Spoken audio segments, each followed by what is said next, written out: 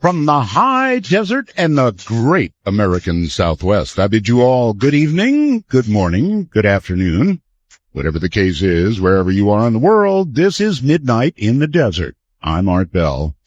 Welcome to the program. This program is free to all. We appreciate those of you who join the Time Travelers and then are able to download programs anytime they want. Send me messages on the ever-present wormhole, and so forth. Rules of the show are simple. Only two of them, no bad language, only one call per show. No bad language, one call per show. That's it. Now, I like to thank people at the beginning of the show, so here we go. Telos for the great sound. Joe Talbot, here I'm from, thank you. Keith Rowland, my webmaster, of course. Dr. J, my producer, all of you. Now, the Belgab website, a lot of friends up there. They are a little wicked, a little lovable, a little of both, a little rough, but, you know, if that's how you like it. Then we also have something called People Who Love Art Bell, and I want to thank them, MJ Sten. It seems I never mentioned them, and I think one of the reasons is because of the name. You know, People Who Love Art Bell. I mean, really. And there's a new one called Midnight in Desert.com, and they follow the show, and they are a milder bunch. I think both of those are listed up on the site. Now,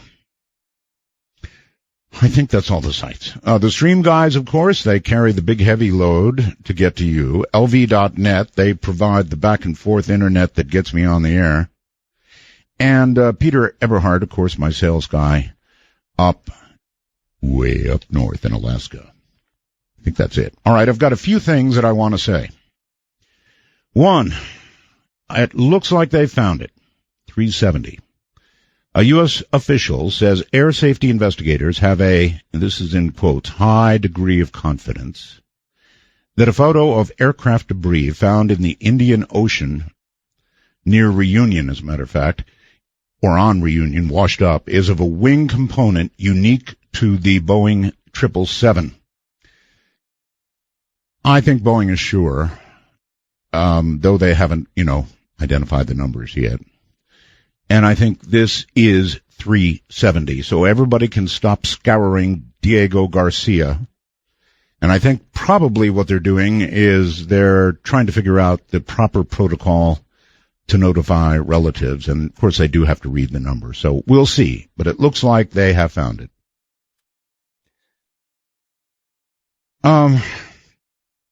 This goes to last night's show, and I want to read it because I really think it does go to last night's show. Back in 2001, as part of Stephen Greer's disclosure project, you know Stephen, right? Sergeant First Class Clifford Stone blew the whistle on what he referred to as unacknowledged special access groups, or USAPs, within the U.S. government. Programs like this are commonly referred to as black projects or deep black programs, and they are of an extremely covert and secretive nature. Of course, unacknowledged special access programs are said to be highly compartmentalized, something I mentioned the other night, right? And even with those, the necessary security clearances can only access the information on a need-to-know basis, and you only need to know so much. They're hidden from public oversight and accounting. In other words, no watchdog committee watches over them. And they probably consume, for example, in 2013, Edward Snowden leaked secret government documentation that proved, A, they do exist, and B, we spent about $52.6 billion toward those operations in 2013. So that all goes back to last night's show. $52.6 billion. How many doctor's appointments would that be? And now something, by the way, coming up, of course, we have a guest tonight. Eventually we will be getting to him. Preston Dennett is my guest, and this may interest him. It interested me. He talks about ghosts. And this comes from anomalous.com. A lot of good things do. There's something notable about males and violence in real life, right? How many times does somebody walk in somewhere and start shooting? Usually it's a guy. But there is something notable about them. Afterlife. There's a study conducted by somebody named Eldonur Haraldsson, I believe it is, a psychologist at the University of Iceland, of all places, of 337 cases of people who have reported encounters with the dead. Quite a survey. The apparitions were mostly males, and it's where the cause of death was known. And in 30% of the cases, the person had died violently. That may not sound very significant. It's 30%, right? But the percentage of violent deaths in the study during the relevant time period, studies of reincarnation cases, most notably by the late Ian Stevenson, show the same pattern of mostly males being involved again and again and again. So, I guess mean in this life, mean in that life.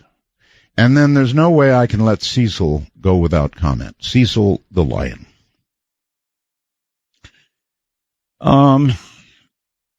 It's got to be the saddest doggone story I've ever seen. Cecil was killed by a dentist. I guess you know that now, right?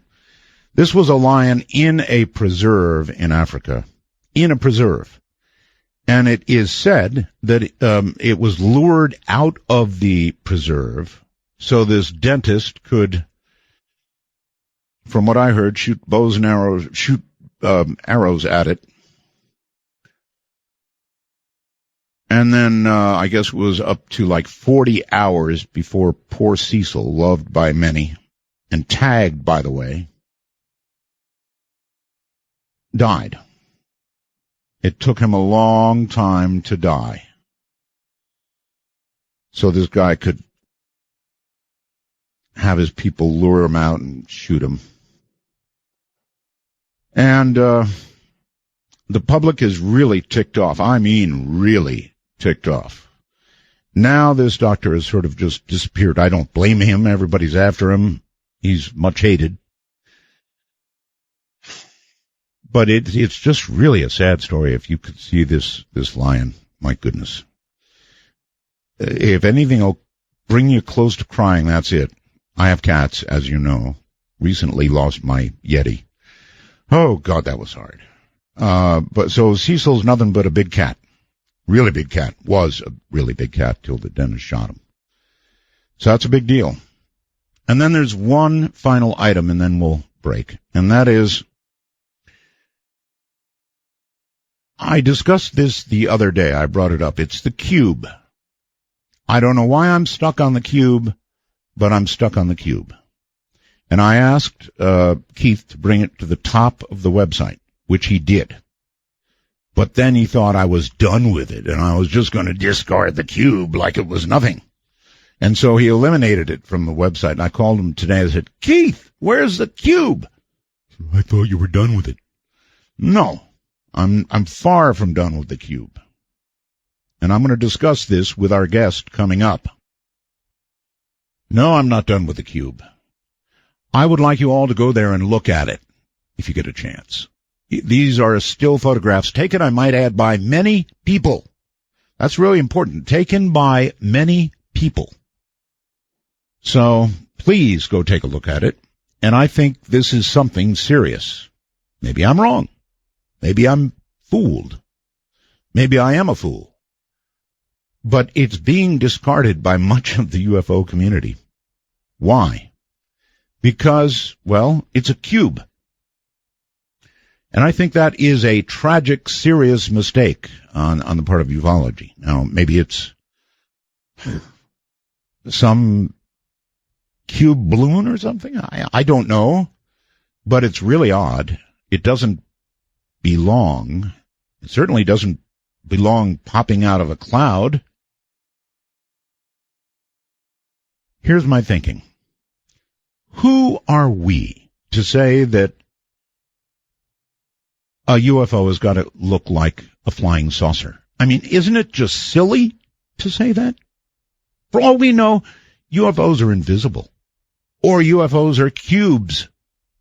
or something else that doesn't make sense. I think this cube is extremely mysterious, real because many people got photographs from different locations. And it started me thinking, well, ufology seems to be sort of dismissing this, and I think it's because it's not a saucer. How could we possibly know how they think? How could we even guess what they might build? Isn't that rather, what's the right word? Egotistical of us, or earth-centered of us, or human-centered of us to be doing? I think there's something really there. And because it doesn't look like what we imagine, doesn't mean it isn't worth our attention. Go to artbell.com. You'll see it at the top. And you can hear the comments of the people. Well, all right. Coming up, Preston Dennett began investigating UFOs and the paranormal. Tonight, we're not going to concentrate so much on UFOs. Well, a little cube talk at the beginning. And then out of body. And maybe some ghosts. Anyway, he started all this back in 86 when he discovered that his family, friends, co-workers were having dramatic and unexplained encounters. Since then, he's interviewed hundreds of witnesses, investigated a wide variety of paranormal phenomena. He is a field investigator for the MUFON UFO Network, a ghost hunter, a paranormal researcher, the author of 17 books and 100 articles. Wow. Been all over the place. Radio shows, TV shows, history channels, deep sea UFOs and UFO hunters. His research has been presented, for example, by the LA Times, LA Daily News, Dallas Morning News. You get the idea. All over the place. He's taught various classes on paranormal subjects and lectures across the U.S. He currently lives in Reseda, California, and he'll tell you all about his website. He will be here in a few moments. So go take a look at the cube. Actually, two separate people who happen to catch good shots of the cube coming out of the cloud, or whatever it is it's doing. And I'm telling you, it's weird. Well, all right, on now to Preston Dennett. We're going to talk about a lot of things out of body, mainly, I think, but we're going to start with the cube. Hey, Preston. Hi, Art. How are you doing? I'm doing really well. You are in Reseda, California, right? That's right. Okay. I called you before the show and I said, look at the cube. And I take it you did. I looked at the cube. Okay. Now, it doesn't look like a UFO. Well, in the strictest sense, I guess it does. It's unidentified and it appears to be flying. Other than that, though, it doesn't match up with the, what most people think it ought to look like, but it's weird. Really weird. Right. No, it's not silver or metallic. It's not saucer-shaped. It's not V-shaped. It's not, spherical. Right. These are the common ones that, I think we hear a lot of. Yes, but, they might not think like us, huh? Well, how could they possibly? I mean, by definition, they are alien. And this is one of the things that's really, I think, kind of frustrating and at the same time interesting about, investigating UFOs is the variety of these craft. Yes, we do get a lot of saucer shapes, but, I don't think there's a shape out there that, we haven't heard about, whether it's, crosses or donut shapes or crescent shapes or, it just goes on. I had one guy tell me, I don't know how to describe the shape. It wasn't octagonal. It had all these different sides that were, different lengths. It was very oddly shaped, like a lump. That's how he kind of described it. We seem to want it to be a saucer, Yeah, saucers are nice shapes, definitely. Very convenient, but certainly that's not the only thing people are seeing. I think that came from the early movies, science fiction movies that we had, because they were all saucers. Right, it's interesting because Kenneth Arnold, he didn't actually see saucers, and apparently the Roswell craft wasn't, technically a saucer. There you go. Right, So, you're absolutely right. Okay, well, anyway, I really wanted to call attention to that. I want people to look at it. It is, to me, as much, if not more of a mystery than, stuff that's like a saucer. Yeah, you know what I like about the photograph actually is you can see this thing before it's fully formed. Oh, yes. So it's as if it's, interdimensional and coming into our, yes. Physical space. That's the other thing. I mean, who says their method of propulsion is remotely like anything we even imagine? It might have just materialized there. Right, but you can see it interacting with the cloud. Yes. It clearly looks like a very large object at, quite a distance from the cameras. Yes. It would be hard to fake for sure. It would, and I don't think it was a fake. I mean, when people get it from different angles, I suppose it could be a fake craft, as it were, but it's not a fake photograph, that's for sure. Well, I listened to the interview, and you can tell the witnesses are obviously sincere. Yes. And with multiple witnesses, well, right off the bat, there you've got a good case. But it didn't go nuts like most things like that would, and I'm convinced the reason it didn't go nuts, even though it was covered, is because it didn't look right. Right. It's kind of Arthur C. Clarke, 2001, the monolith. Kind of, maybe it scared people a little bit. Exactly. Exactly right. I'm getting a little notice of internet connection problem from you. But I don't hear it. You sound great. Yeah, I can hear you fine. Oh, well, so much for you, Skype. All right. Let's move to OBEs, and I really, really love the subject of OBEs, Preston. I only had one in my whole life. It happened when Ramona and I went to Paris, France, and it was amazing, Preston. I had been asleep.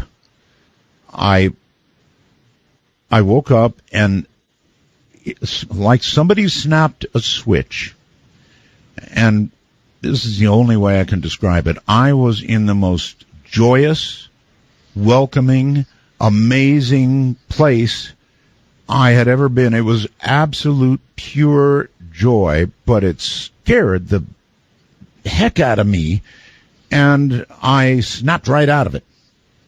I was somewhere else. I mean, instantaneously, I was somewhere else. An amazing place of some kind. But boy, did it shock me, Preston. I didn't do any tours. I didn't get to go to some other place on the earth, as people have been described to do with OBEs. But it was incredible. There aren't words. No, but there really aren't. I know exactly what you're talking about. But we're on a radio show, so we're going to have to find words. So what is an out-of-body experience?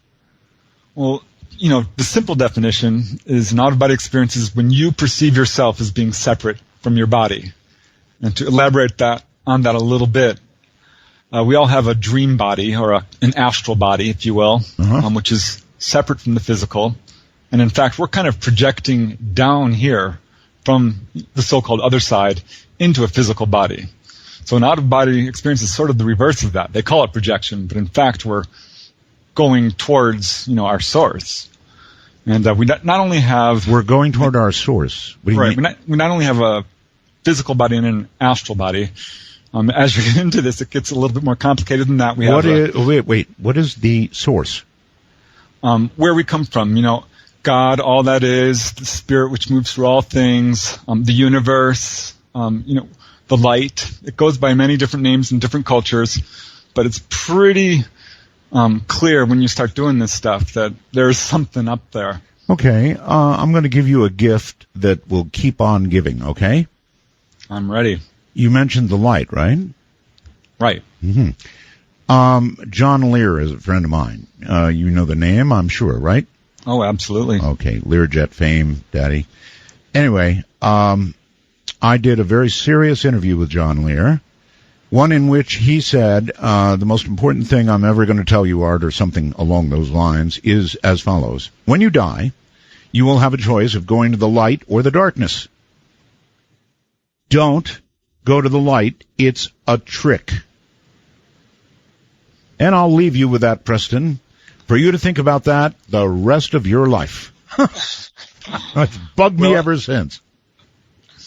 I don't know. I've been in the light. I've gone out of my body. I've done all of this. And, so you're here to say the light is the way. It's part of the universe. There's a source there. There's something really wonderful within, the so-called light that near-death experiencers are reporting. Absolutely. So, are you sure enough of the goodness of the light to say, John's all wet, go to the light? Go towards the light. Yeah. I think that you're going to be fine. You can, what I would say when you're at that point, make the decision then. This is not something you don't want to do. I mean, if you're uncomfortable with it, see, this you has can turn away. Driven me nuts ever since. I mean, you make the wrong choice and there's no going back. Well, here's the problem. I mean, this is a big problem on the other side. People who don't go towards the light, who are stuck here on the physical plane as ghosts. And a lot of these people don't even know they're dead. And this actually turns up in pretty much every out-of-body book I've ever read. All right. Did you hear what I read at the beginning of the program about the study in Iceland of the people who died violently? Yes, I heard it. I'm like, yeah, this is a problem. So it's real. In other words, I've said jokingly a few times, nasty on this side, nasty on that side. You think some truth to that? Oh yeah, there's kind of levels of vibration, and if you are vibrating, with low-level emotions like lust or anger or greed or all of this kind of stuff, violence, you're not going to be able to move up to the higher realms where it vibrates much faster. It's much more beautiful. You have many more, what I would call, I guess, supernatural powers. This sort of thing. I've had the lust thing. Oh yeah, this is something that the astral body is actually called the desire body, and really? This is something you'll find out pretty quick if you start doing this sort of stuff regularly, because this is where all your emotions come from, and your suppressions and anything you've really not dealt with. And when you pop out of body, this is not at all unusual. People become absolutely terrified. Yeah. I get that. Or completely joyous. Or consumed with lust, or the desire to eat food. It seems to me if you pop out of your body and then get consumed with lust, you're in real trouble because you need that body. Well, it's very much like having an erotic dream, you might say, except you're awake. Yeah, I get it, sure. So you can. It's actually a really wonderful experience because you can live out pretty much any fantasy you want. You can create feasts of food. You can do just about anything that you can think of. The power of thought on the other side is amazing. You just think it, and it has a huge effect. The way you're talking about it leaves not much question in anybody's mind. You've been there. I absolutely believe I have. I really do. I think that we actually all have out-of-body experiences, but the trick is really remembering them. And I'm not alone with this. This is what other out-of-body travelers say as well. Oh, really? Oh, yeah. Gee, I can't forget mine. It was so profound that I can't forget it. There are various tricks, aren't there, to getting out of your body. Let's go there. I have heard it said that, for example, feeling paralyzed and hearing a buzzing sound is very frequently something that precedes a possible OBE. Is it true? Right. That's called the vibratory state, and that means you're ready. You're actually feeling the higher vibration of the next dimension, which is what that is. So you're ready to go. It's basically just a process of relaxing till you get to that point. Okay, I've been there. I can't get past it. It's too scary. Yeah, there's a huge fear barrier which you have to get over and just do it. The thing to remember is you can't be hurt when you're out of body. It's a non-physical state. I know this is what everybody who talks about OBEs says. You can't be hurt. But I don't know.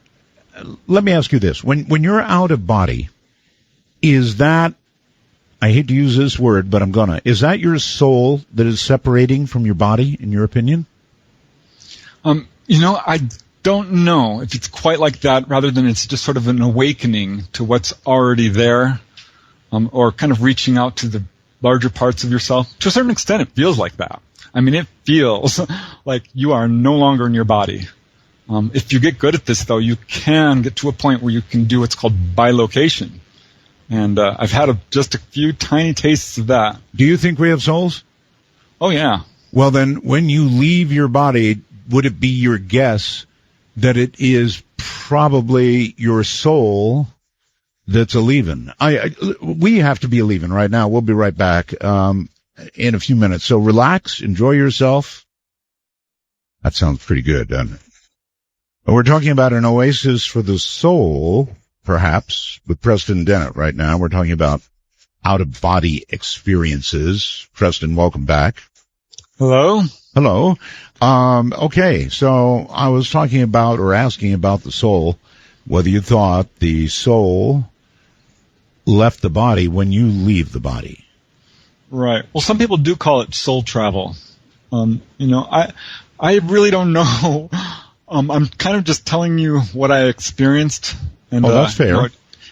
So I can't really say that this is my soul, but I do feel like you have a separate body, a dream body, which has actually these amazing abilities, such as flying. Flying alone is worth the price of admission for doing this thing. Oh, yes. Oh, flying. Oh. I'm so into flying and just sort of floating and flying around the buildings and the lakes and the trees and the forest. We all kind of want to do that, and how cool it must be. And you're claiming you have done it.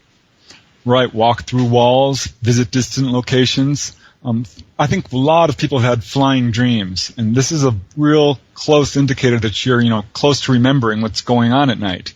We're all having these experiences each night. How do you know whether you're ready to walk through a wall? Well, you try it. It's a little disconcerting, I have to tell you at first. You're like, all right, I'm going to do it. Boom.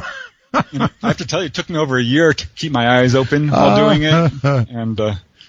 I wouldn't fly through telephone wires for a really long time just because, I was a little bit nervous about it. So you really, you swear on a stack of somethings that you've walked through walls? Absolutely. It's a remarkable experience. You can actually feel it. That is so cool. And brick is like a different texture from wood. Wait. Describe it. You said you can feel it. If you walk through a wall, never having walked through one, tell me, what does it feel like? Well, it's hard to describe, but you can feel the surface of the material, whether it's rough or smooth.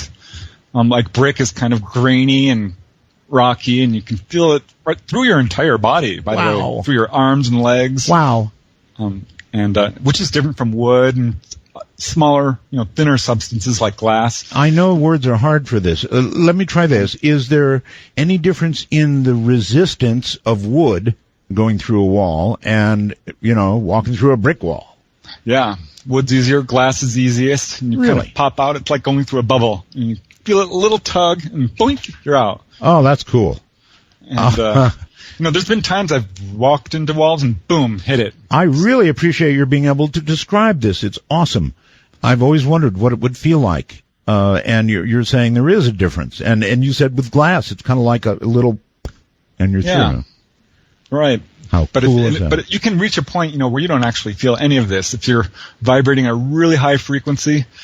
But normally when a person pops out, they're still pretty low frequency and they're trying to just orient themselves. And you try and walk through a wall and you might bounce off of it, which has happened to me many times. It took me a little bit to learn how to do it. Well, see, that's what I'm worried about. Failure at walking through walls probably has some consequences, especially if you're really sure of yourself and you just go strutting right up to it. Boom. Yeah, there was one time I popped out of body. I'm like, yay, I'm doing it. I flew through my bedroom door, flew through the hallway door. I was into the hallway outside, and I flew down the staircase of my condo building where I lived at the time. Yes. And landed into the second landing and sunk right up to my knees. And I'm like, oh no, what do I do now? And I'm like flailing around, and I lost consciousness and was pulled back into my body. See, that's part of the really scary part to me. It just really is. The possibility that you might sink into something for a second. Ooh, that's not good. Well, let me alleviate at least, some of your fears, because the truth is, what I've found is it's very beneficial. And that the dangers are way overstated, and I found, in fact, it's got a lot more benefits than dangers. There's no real danger of getting locked out of your body, or getting possessed, or going too far away, or getting lost, or anything like that, because you have this silver cord, which pulls you back. In fact, the problem is staying out. That's truly the problem.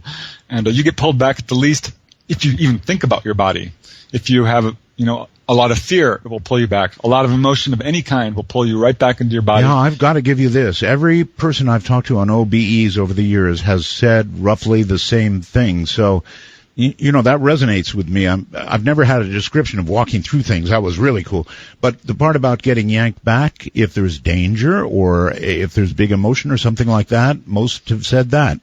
That's what causes me to kind of buy into all this, Preston, because everybody's saying the same thing.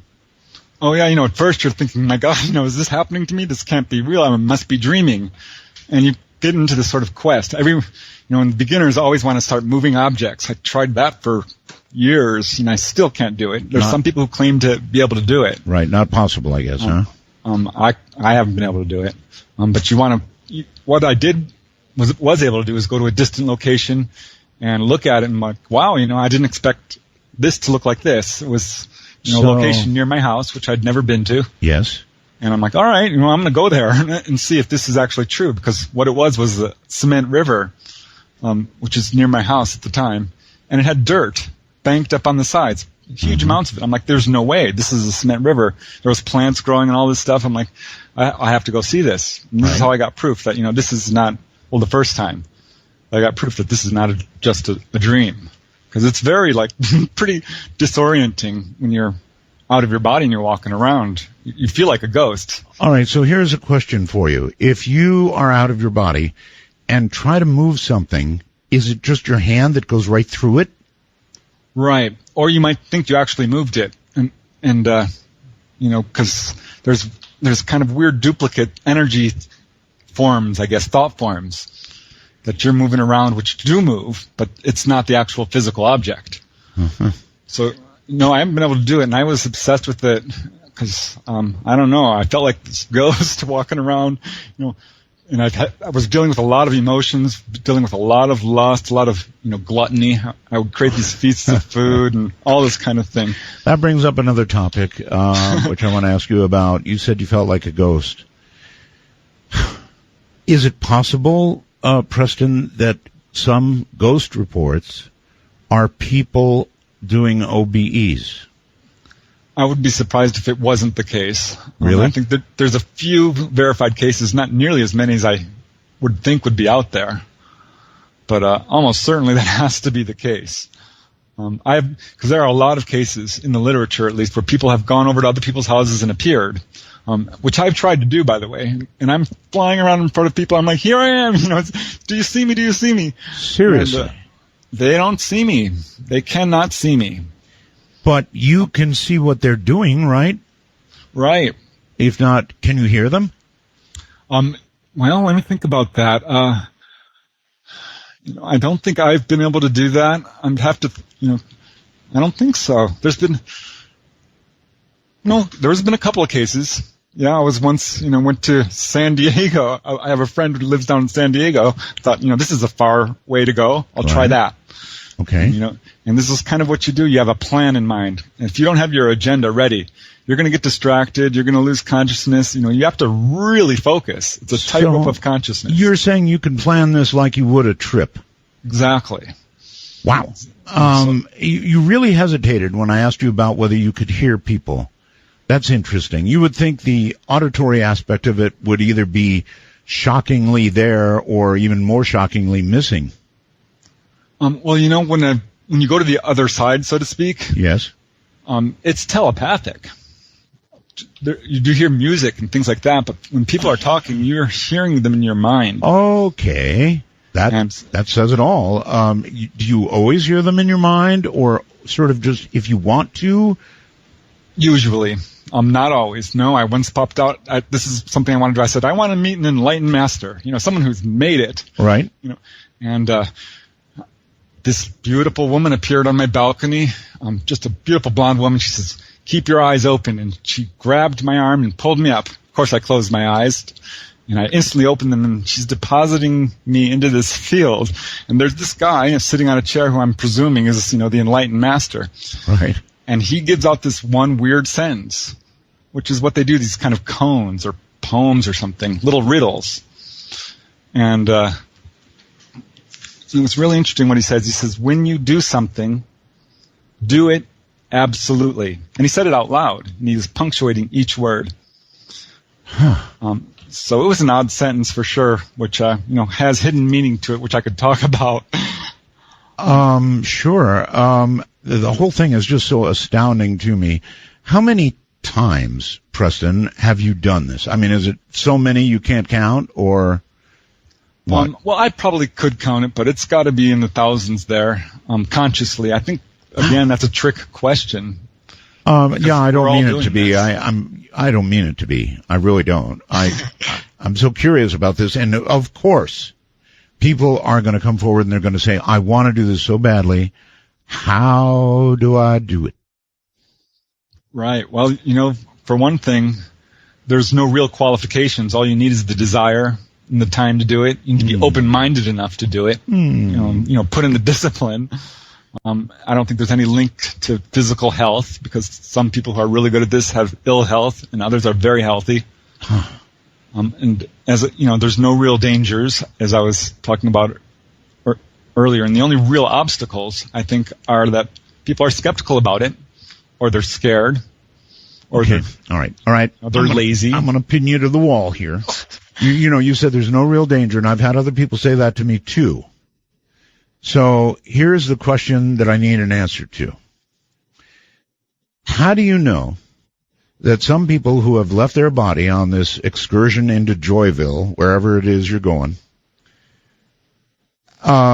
didn't have the cord snap, and we now regard those people who left us in such a way as having died in their sleep? I mean, right. No, I can definitely speak to that. There's one case, supposedly where something like that presumably did happen, but it was only one. It's kind of what I would call an outlier. And one person did tell me that they had a similar experience. A friend of mine says it only takes one white crow to prove there's white crows. These are statistically insignificant, though. When you look at the hundreds and hundreds and hundreds of cases of people who are doing this, there are just a very small residue. Flying is safer, I know. And and anyone can do it. It's absolutely easy to do. All right, let's go back to this one that you know of, this outlier you called it. Right. All I can tell you about the case is supposedly this lady was proficient at doing out-of-body experiences, and one day died at a young age. And there was no real link that they could make, specifically that she was out-of-body practicing at the time she was doing it. But it's one case we have of, people who are really good at this and are doing it regularly, and they die at a young age mysteriously. Most of the people experience actually the opposite. I've got 20 cases now I'm worried. Of people who got healed of chronic illness, or healed of cancer, or healed of all kinds of illnesses, colds, healed just of hip just from injury. being out of their bodies? Absolutely.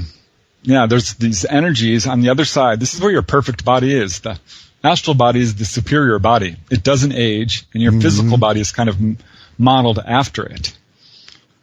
So you can actually reach these healing places and heal yourself of physical illness.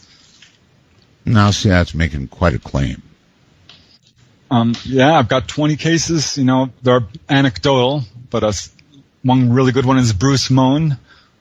He cured himself of sarcoidosis, which, his case was a really bad one, and it's often fatal.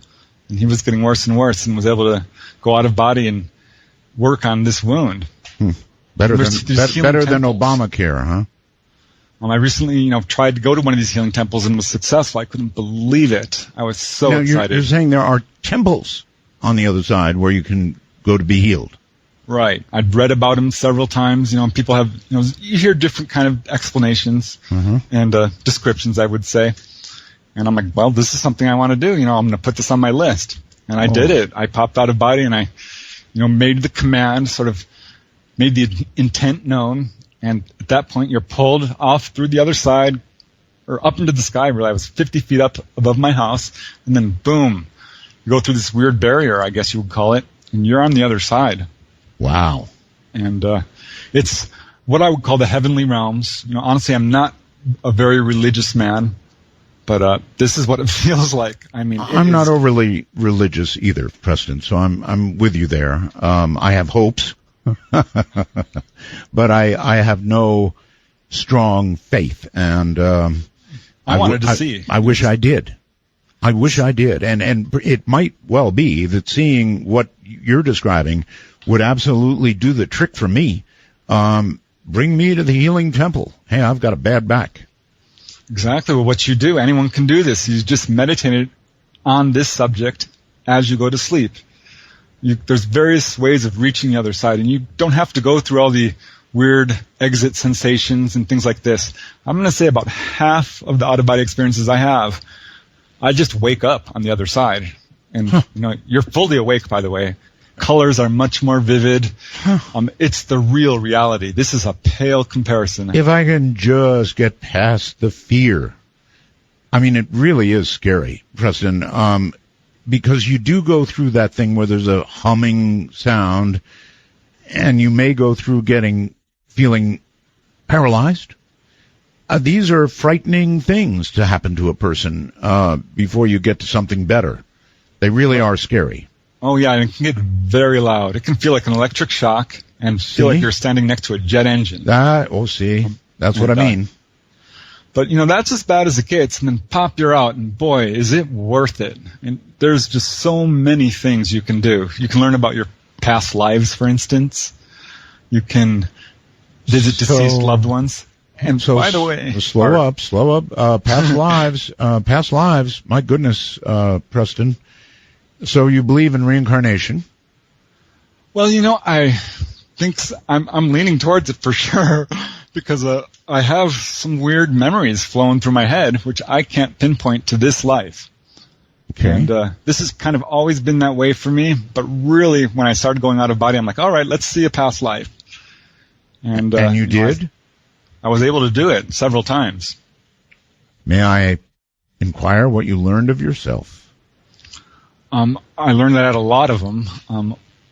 One life was, as a Native American. It's really interesting because often you're taken to the most traumatic or emotional incident of a lifetime, which is often the death scene. This was one where it wasn't. It was sort of the, what would you call it? Come of awakening, where a 17-year-old turns into a man type of ceremony. I would definitely not want to go to my death scene. Yeah, it's scary. Let me tell you, I pulled out from a couple of them. I'm like, no, I'm not doing this. Because, this is something, you learn a lot about yourself. I learned a lot about, my obsessions with ships, for instance. Ships? I've had a lot of lifetimes where I was on, in the Navy or sailing or a pirate even. Wow. A lot of lifetimes where I was a monk, which I found kind of interesting because I'm really not religious, but I'm kind of really into the same sort of thing if you think about it. You're like a travel agent for the other side. Oh, it's amazing. I can't ask people enough to just try this. If you still have fear, here's one really good way of doing it, is you think of someone you love who's already on the other side. And you can create a love bridge. And pretty much everyone has at least one person they know who's, passed away. And what you do is you just concentrate on that person that night and say, I want to see you. I want you to take me on a tour to the other side. I want to see how it's going. Let's connect. And it will happen. If you might take a couple of meditations, but often it'll happen on the first night if you're really into it. Well, I know a lot of people who have medical problems, take off to Bangkok in Thailand, get them taken care of, come home with extra money. That's one kind of travel for your health, and you're talking about an entirely different one, which is just so much harder for me. I can never get past that buzz. Just never get past it. Well, this is, of course, Midnight in the Desert. I'm Art Bell.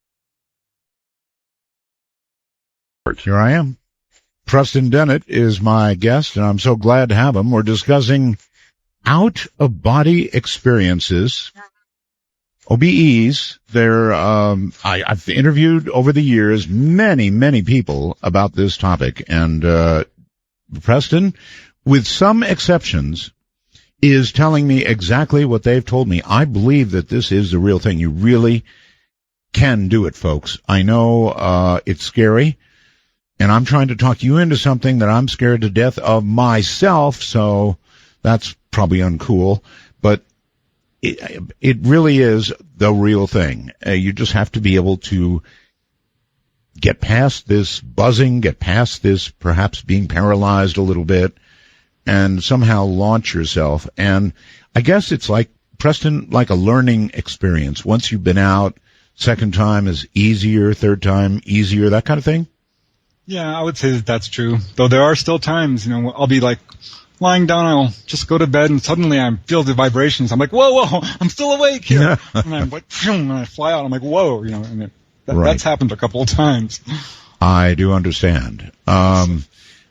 Let's just one last time go back to the dangers, which there are no dangers except for that outlier, which is worrying me a little. So generally, any strong emotion, any fear is a strong emotion, any, anything will yank you back into your body and you will be awake immediately. Is that correct? Right. And, that, again, the problem is staying out. It's not that there aren't any dangers. You can pop out and there's hostile ghosts. Oh, now see? Now why did you tell me that? Hostile ghosts? Well, I want to be honest. Okay, well, Which thank has you. happened to me, a couple of times, but I just ran back to my body, basically. And that happens automatically. It's like, oh no, I'm going back. Well...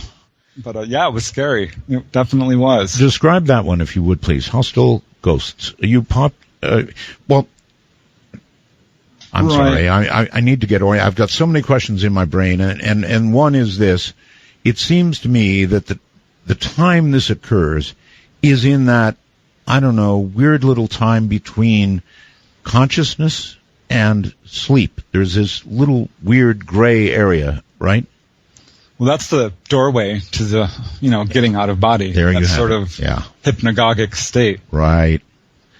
Which is where the magic is. That's where it happens, the crack between the worlds, so to Boy, speak. it's such a weird time, isn't it? Between when you're awake and when you're asleep. And I can tell when it's coming because I start having weird thoughts. Really just off-the-wall weird thoughts about weird things. And then I'm asleep. Right, I've tracked it very carefully. Suddenly your reasoning goes right out the window. Oh, yes. And you're just imagining things, and you're thinking they're real, and it becomes very kind of almost chaotic. So there's no dangers except, of course, dying because you didn't get snapped back and or manifesting before hostile ghosts. Right. Well, there was a time I would say I popped out of body. And I'm like, all right, I'm going to go. And I'm going to be totally honest with you. Usually when I go to the other side, it sort of happens automatically, or I do it by just flying real fast and saying, this is where I want to go. Right. And you pop out in these beautiful heavenly realms, or sometimes farther where it's even more amazing. But sometimes, you are kind of in between, and there's what you would call a darker place. Yes. Sort of a blackness, or the lower realms. And I've visited these as well to a certain extent. Have you ever intentionally gone to those darker places? Yeah, and it was not nice. People were pushing and shoving, and you try and pull them out of this place, and they can't hear you. Really? And it's very uncomfortable, to say the least. But once I was flying out, and I felt some weird little creature grab my ankle. Oh. Well, this does not feel human. Let me tell you something. You have just scared away 70%, 80% of the people who were in your camp ready to try it. Women don't like to think about hostile things grabbing their ankles. They don't like it at all, I can tell you. I know how it sounds, and it did creep me out a little bit. I reached down and I felt its little fingers. Oh. And I peeled them off. You peeled them off? So in other words, you can, even though you can't move objects out of body, you can move other, dare I say it, other out-of-body entities. Yes. It feels real, in fact. There's not an experience on Earth that you can't duplicate, and it feels, if not real, even more real. So, yeah, you can interact with if it's not the physical environment, an environment that's exactly like it. I mean, really, Preston, what is one of the scariest things you ever see in a movie? It's some lady standing there with this evil, probably detached hand headed toward her ankle, and everybody screams. So that's a rough one to get past. Yeah, well, I'm telling you, the benefits of this are so much better. Yeah, but as a travel agent, you might as well pull your shingle off your door. Talking about ankles. Ay, ay, ay. Okay, all right. So, yeah, that was one experience. And another, I'm going to be honest, which was unpleasant, was I flew out of my house, and there was 3 men there who were clearly hostile and wanted to hurt me. Not the 3 wise men. No, these were not wise men. These were murderers. These were thieves. These were N-words. I mean, these people were vile. Lovely. So I'm like, all right, I'm leaving. Probably all 3 of them products of having died violently, and God, that was an interesting story, wasn't it? Iceland, right. Of all places, Iceland. It certainly touched a nerve, because there's, as I said, a lot of ghost problems out there. In fact, if a person does this astral travel, at some point you're going to be called on to save a lost soul. I'm like, hey, that hasn't happened to me, so I did it. I did it intentionally. And it was amazing. I found this lost, I was taken actually to this girl who had apparently suffocated under her house. I had the impression that she was murdered, but I couldn't say how. But she was scared. I'm just terrified, and I'm like, it's okay, come with me. And she wouldn't. I'm like, your mommy wants to see you. Right. And that sort of, got her. She's like, yeah, really? And I'm like, yeah, I'll take you to your mommy. And I'm just, winging it, because I didn't know what to say. She was a poor little girl. I felt terrible. That's what every bad guy going after a poor little girl says. I'm going to take you to your mommy. Yeah, well, somehow I was able to convince her, the poor thing. She took my hand. I could feel it. And I've read a lot about this, that it's, at some point they disappear, and you want to pay very close attention. So I had her hand, and I was looking at her. She was just a little girl with blonde hair, a little sundress. Yes. Cute little girl. Yeah. And I'm like, let's go see your mommy. And I flew off to, what I would call the heavenly realms. And boom, no sooner was I kind of right through that barrier and into this pastoral place where she was gone. See, you had me during the first hour. You had me cold. I was ready to try it again, and now you've lost me. Pastoral place where she was gone. See, you had me during the first hour. You had me cold. I was ready to try it again, and now you've lost me. I'm scared again. What do you think? We'll come back to OBEs in a second. What do you think causes people to become stuck here, ghosts? I think there's a huge number of reasons. And the number one being they're skeptical of life after death to such a point that they don't even consider the possibility that they're dead. So that's a huge problem. That the dead just don't know they're dead. They don't know it. They honestly do not. It seems hard for me to believe, but this is a real problem. And as well, there's that whole category of people who are addicted to whether it's alcohol, drugs, or sex, or even their home. Right. They don't want to leave their house because they love it, and they know they're dead, and they don't care. Another reason is guilt. People feel so guilty that they're afraid that they're going to be judged by God if they go to the other side. Well, I have heard that people do get attached to houses, that ghosts get attached to houses, and I'll be honest, I'm attached to my house. Yeah, I love my little house. I don't want to leave it. I mean, it is part of a human's comfort level, right, in life. Your house is your castle, whatever you want to call it, your comfort place. But here's the thing, Art.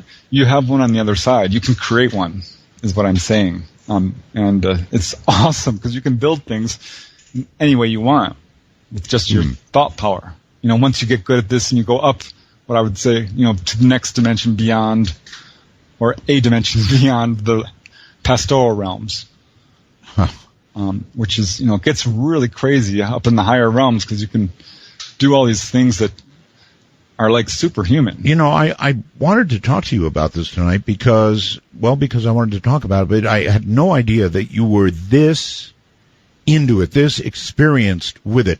How long have you been doing this, Preston? Did you begin young or what? I began pretty young, actually. You know, and this is now my favorite subject, by the way. I love this stuff. It has transformed my life to such a degree that I think I hear it. Yeah, I can hear it in your voice. You know, it's so much fun. You were doing this. Well, my mom died in 1984, and I was 19 years old. And so it was a real shock. I think our family was very skeptical of this kind of thing. I know they were. Certainly I was. Didn't believe in ghosts or life after death or anything paranormal. And so this was a really difficult thing to deal with, obviously. Sure. I saw her ghost. I'm thinking, all right, you know, I'm really flipped my lid. I'm not going to tell anyone this. I'll tell you that. Right. I get that too. If you were to describe all this, I think in everyday life, I mean, you and I are on a program right now that talks about this kind of thing. But, you know, if this was unraveling to a stranger in a bar, it'd be a problem. Right. It'd probably not work out real well for you. No, I wasn't happy about it, but you know, I started having dreams about her that were very powerful, and I was convinced she was visiting me, even though I knew it was impossible. So it was very confusing.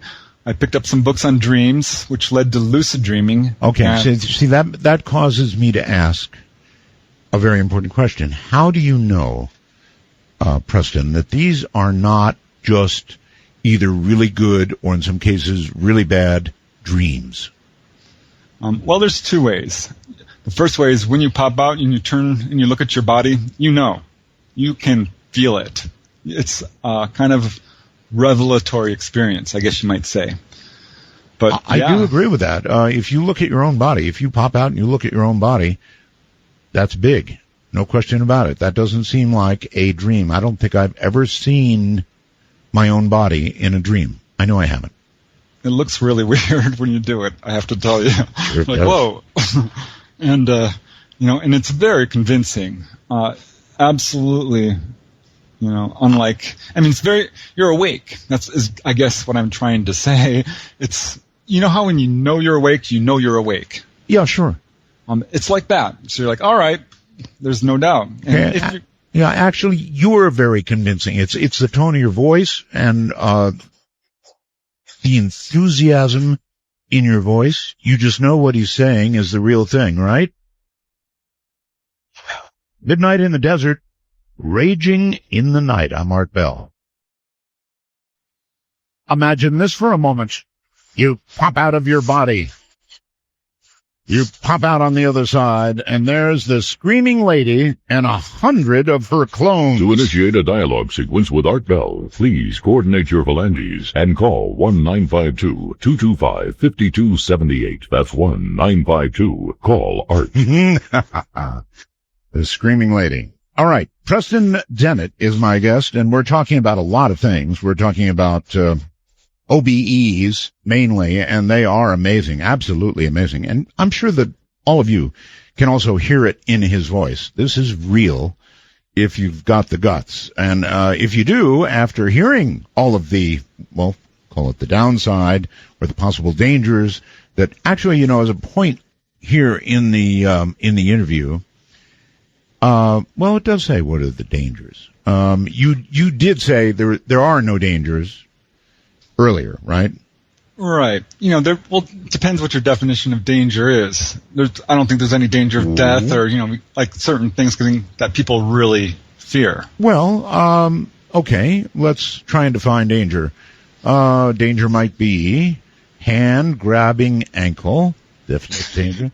Danger might be 3 murderers staring at you as you pop out, definite danger. Hand grabbing ankle, definite danger. Danger might be 3 murderers staring at you as you pop out, definite danger. Danger might be the line breaks and you can't get back to your body, as in somebody died in their sleep. I mean, I can't get past that one, Preston. A lot of people die in their sleep, and how is it that we can know that they are not victims of a snapped cord? Well, we can't. See? I don't know. All I can tell you is that the evidence that of people who are doing this regularly are showing a lot of benefits, and the dangers of getting possessed or getting locked out or all of this is way overblown. I'm not seeing it. Well, I will give you this. It seems to me that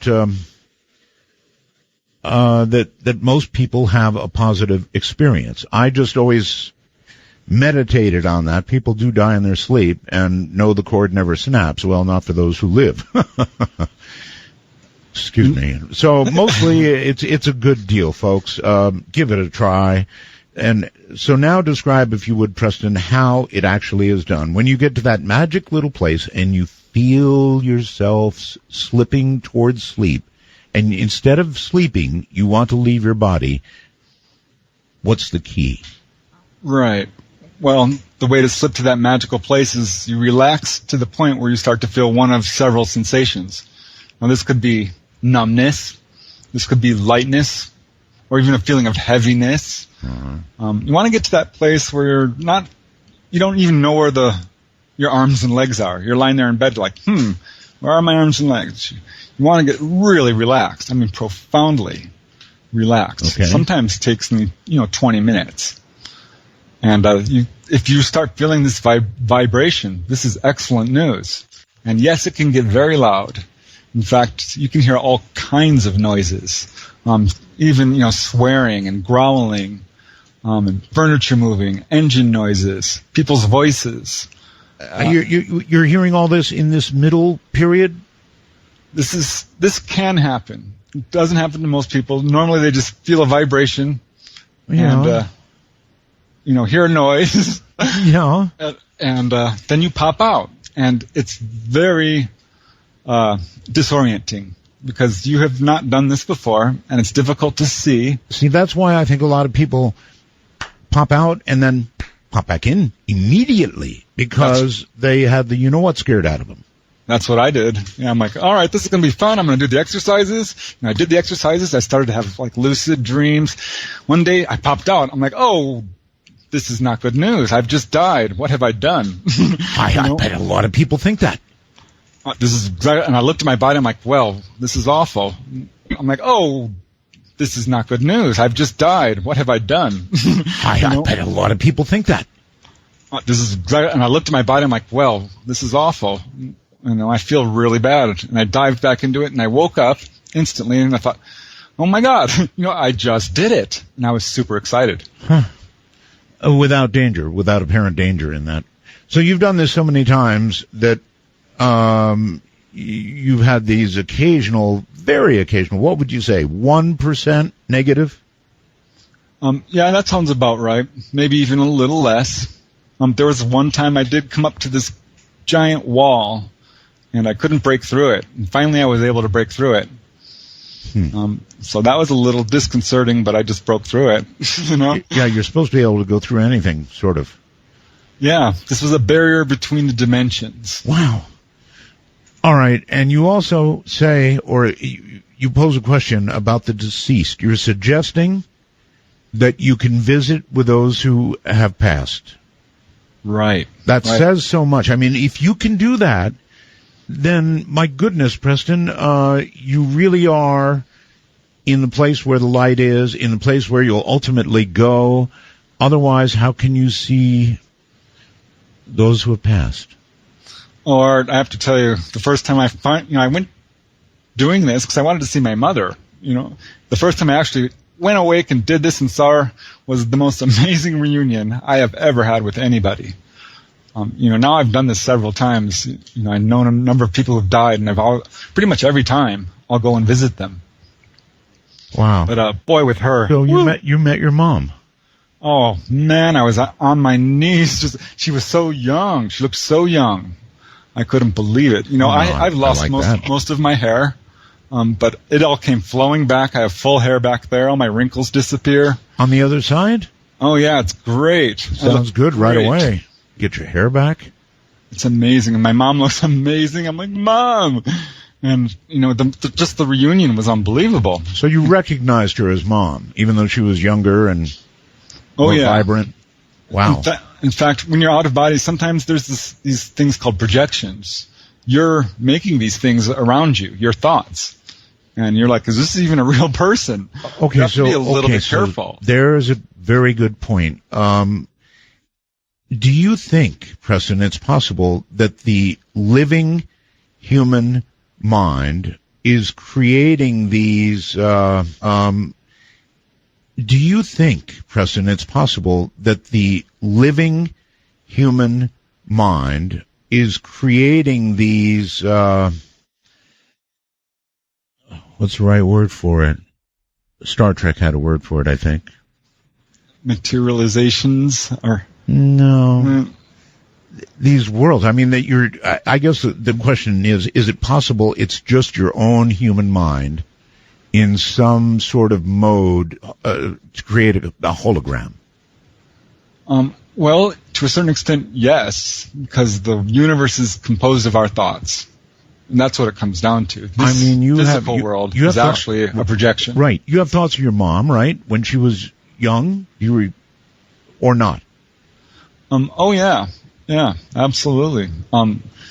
The proof that this isn't coming from a living mind, though, I think is pretty extensive. We have a lot of people visiting these locations on the other side, and they're describing the same type of thing. The people are getting information that they couldn't have gotten any other way, about the deceased and things like this. Okay, that's an interesting question. And proof. In other words, how many times has somebody gone to the other side and come back with, some piece of information that amounts to proof because it could not have been known in any other way? Yep, happened to me. Couldn't believe it. I popped out and I'm on the other side walking around, and I'm like, this is the bright place. This is where I usually go and, to meet people who've died. It's very bright. And there was my friend Rex. I'm like, Rex, what in God's name are you doing here? He was alive. I'm like, but, he was looking great. Normally he's in pretty bad health. Do you think, Preston, it's possible that the living human mind is creating these, do you think, Preston, it's possible that the living human mind is creating these, what's the right word for it? Star Trek had a word for it, I think. Materializations or... No. These worlds, I mean, I guess the question is it possible it's just your own human mind in some sort of mode to create a hologram? Well, to a certain extent, yes, because the universe is composed of our thoughts. And that's what it comes down to. This physical world is actually a projection. Right. You have thoughts of your mom, right? When she was young, or not? Oh, yeah. Yeah, absolutely. The proof that this isn't coming from a living mind, though, I think is pretty extensive. We have a lot of people visiting these locations on the other side, and they're describing the same type of thing. The people are getting information that they couldn't have gotten any other way, about the deceased and things like this. Okay, that's an interesting question. And proof. In other words, how many times has somebody gone to the other side and come back with, some piece of information that amounts to proof because it could not have been known in any other way? Yep, happened to me. Couldn't believe it. I popped out and I'm on the other side walking around, and I'm like, this is the bright place. This is where I usually go and, to meet people who've died. It's very bright. And there was my friend Rex. I'm like, Rex, what in God's name are you doing here? He was alive. I'm like, but, he was looking great. Normally he's in pretty bad health. Hunched over, has stomach problems. Yeah. But by no means, super severe to the point of, death or anything like this. And you're saying he was at that time still among the living? Well, I came back to my body. I'm like, oh my God, do I call him? I should call him. Right. He was actually my father's friend. I don't know him that well. Right. I'm like, well, I don't really know him. Well, he called, or his family called us. he had had a stroke, and he was non-responsive. He was, in a coma there for a while. He eventually did recover. Wow. But, wow, he looked great there on the other side, I have to tell you. How soon after you came back did he have that stroke? Well, he had already had the stroke. Already? Yeah, but I did not know it. So he was sort of a little bit here and a little bit there, in a way. I think that's what it was. Absolutely. Yeah. It was the place where I always see these people, who have passed on. Usually. I had a friend who died of alcoholism. And a very close friend, by the way. It was tragic. And I'm like, well, I don't know how this is going to go. Right. And I'm like, but I'm going to try. And about, a couple of weeks after he died, I gave him a little bit of time. I popped out. It kind of happened naturally. And I found myself in this very dark place, one of the much lower realms. And he was not a happy man. He did not look well. And he told me, I'm not ready. He kept saying, I'm not ready. I could not do anything for him. So that was terrible. I came back not feeling well. I'm like, oh no, I can't tell anyone this, his family or anyone. You should have said something to him about the clinic on the other side. Right? Well, I prayed for him, is what I did. And I went back, I sent him, I guess, what you call love energy. Okay, all of these experiences you've had on the other side, Preston, was there ever a sign of what, we all think of as God or a God? Oh, yeah. Oh? Yeah. But I think the higher you go, it starts to permeate the atmosphere. It starts to glow and sparkle in a way that you're like, all right, this is like the source. I went to the light. I'm like, all right, I want to try the light. Right. I did that. I basked in it. I'm like, wow, this is lovely. I love, but it was kind of like a sauna. It's like beautiful, lots of love. It was great. A sauna. But I didn't stay there. Right. If you did, I doubt I'd be interviewing you right now. Preston Dennett is my guest. This, of course, is Midnight in the Desert. I'm Art Bell. Stay right where you are. Okay, it's time for the talk. I'm going to open the lines because Preston Dennett is so fascinating. I know that some of you have questions. So here's the talk. The best way to reach us is Skype. It is the cleanest way, actually. If you can get a good Skype connection, for example, on a smartphone, doesn't matter whether you've got an iPhone or whatever kind of smartphone you have, Android, doesn't matter. Put Skype on it and then get yourself ready. And the way you get ready is to dial MITD 51. If you're in North America or Canada, MITD 51, Midnight in the Desert 51. And then it'll be in your list, and you can, even though I haven't pair it up with you, as it were, you can hit that any time and call. It's that easy. It really is that easy, especially on a smartphone.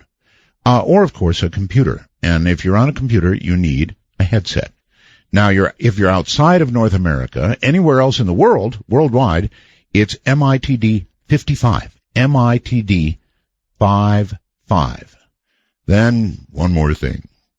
We've got a public number, a telephone number. You can call that and get on the air, but you've got to let it ring until it's answered. Please don't get discouraged. We're not screening calls. We'll just take them as we get them, but we won't put you on hold. So the public number you can call is area code 952-225-5278. Let me give that again. The public number is area code 952-225-5278. All that said, Preston, are you there? I'm here. Okay, you can imagine a lot of people have questions about this kind of thing. So we're going to go to some of them, if it's okay with you. Oh, yeah, bring them on. Trust me, they'll come. Anne, hello there on Skype. You're on the air. Anne. Oh, Anne, this is Dino. Well, Dino, it says Anne there, A-N-N-E. What am I supposed to do? I know, it must be my wife's name. How you doing, Art? Just fine. Just fine. Yeah, hey, I'm calling from the Facebook group Talking Midnight in the Desert with Art Bell. Really? Okay. Shout out. Yeah. Hey. Yeah, interesting guest you got going here. Oh yeah. Yeah. It's an interesting topic, and it's real. I've interviewed so many people about this, and they sort of say the same thing. Now, Preston gave me more of the possible negative side than others have. Other than that, though, the process, how it's done, all that seems the same. So. Yeah, I mean, I've tried many years to get to that point. Still can't get there. I don't know if he has any any help for us who can't get to that point. Right. Because I've been trying. Can't get there though. Preston? Right. Well, there are different ways to approach it. You can approach this during the day. There's a simple exercise you can do that has a really powerful effect. And that's to ask yourself if you are out of body right now. And I know how it sounds because you're not. But if you do this, as much as you possibly can, but at least a couple of times a day, preferably, every hour, you will do this at night. And you will have the most profound experience because suddenly you're going to ask yourself this question and you're going to find out that you are, in fact, out of body. But you have to do what's called reality testing. And to do reality testing, well, there's various ways, to find out if you're out of body or not. You can try throwing something. If it levitates, you're out of body. You can try pushing your finger through your desk or a wall. That could be painful if you fail. Just lightly press, and it'll be astounding. You'll be at work there typing or whatever you do. See, for example, right now. Ow. Yeah, my finger ain't going through at all. No, but but I will want you keep to do this trying. That's once, for sure. Whenever you think of it, a couple times a day, and you'll do this at night, and your finger's gonna go through that desk, and you're gonna be like, "Oh my God, I'm out of body." I would be already out of body. All right, so during the day, enlighten me. I get the between consciousness and sleep part, but during the day, how do you do this?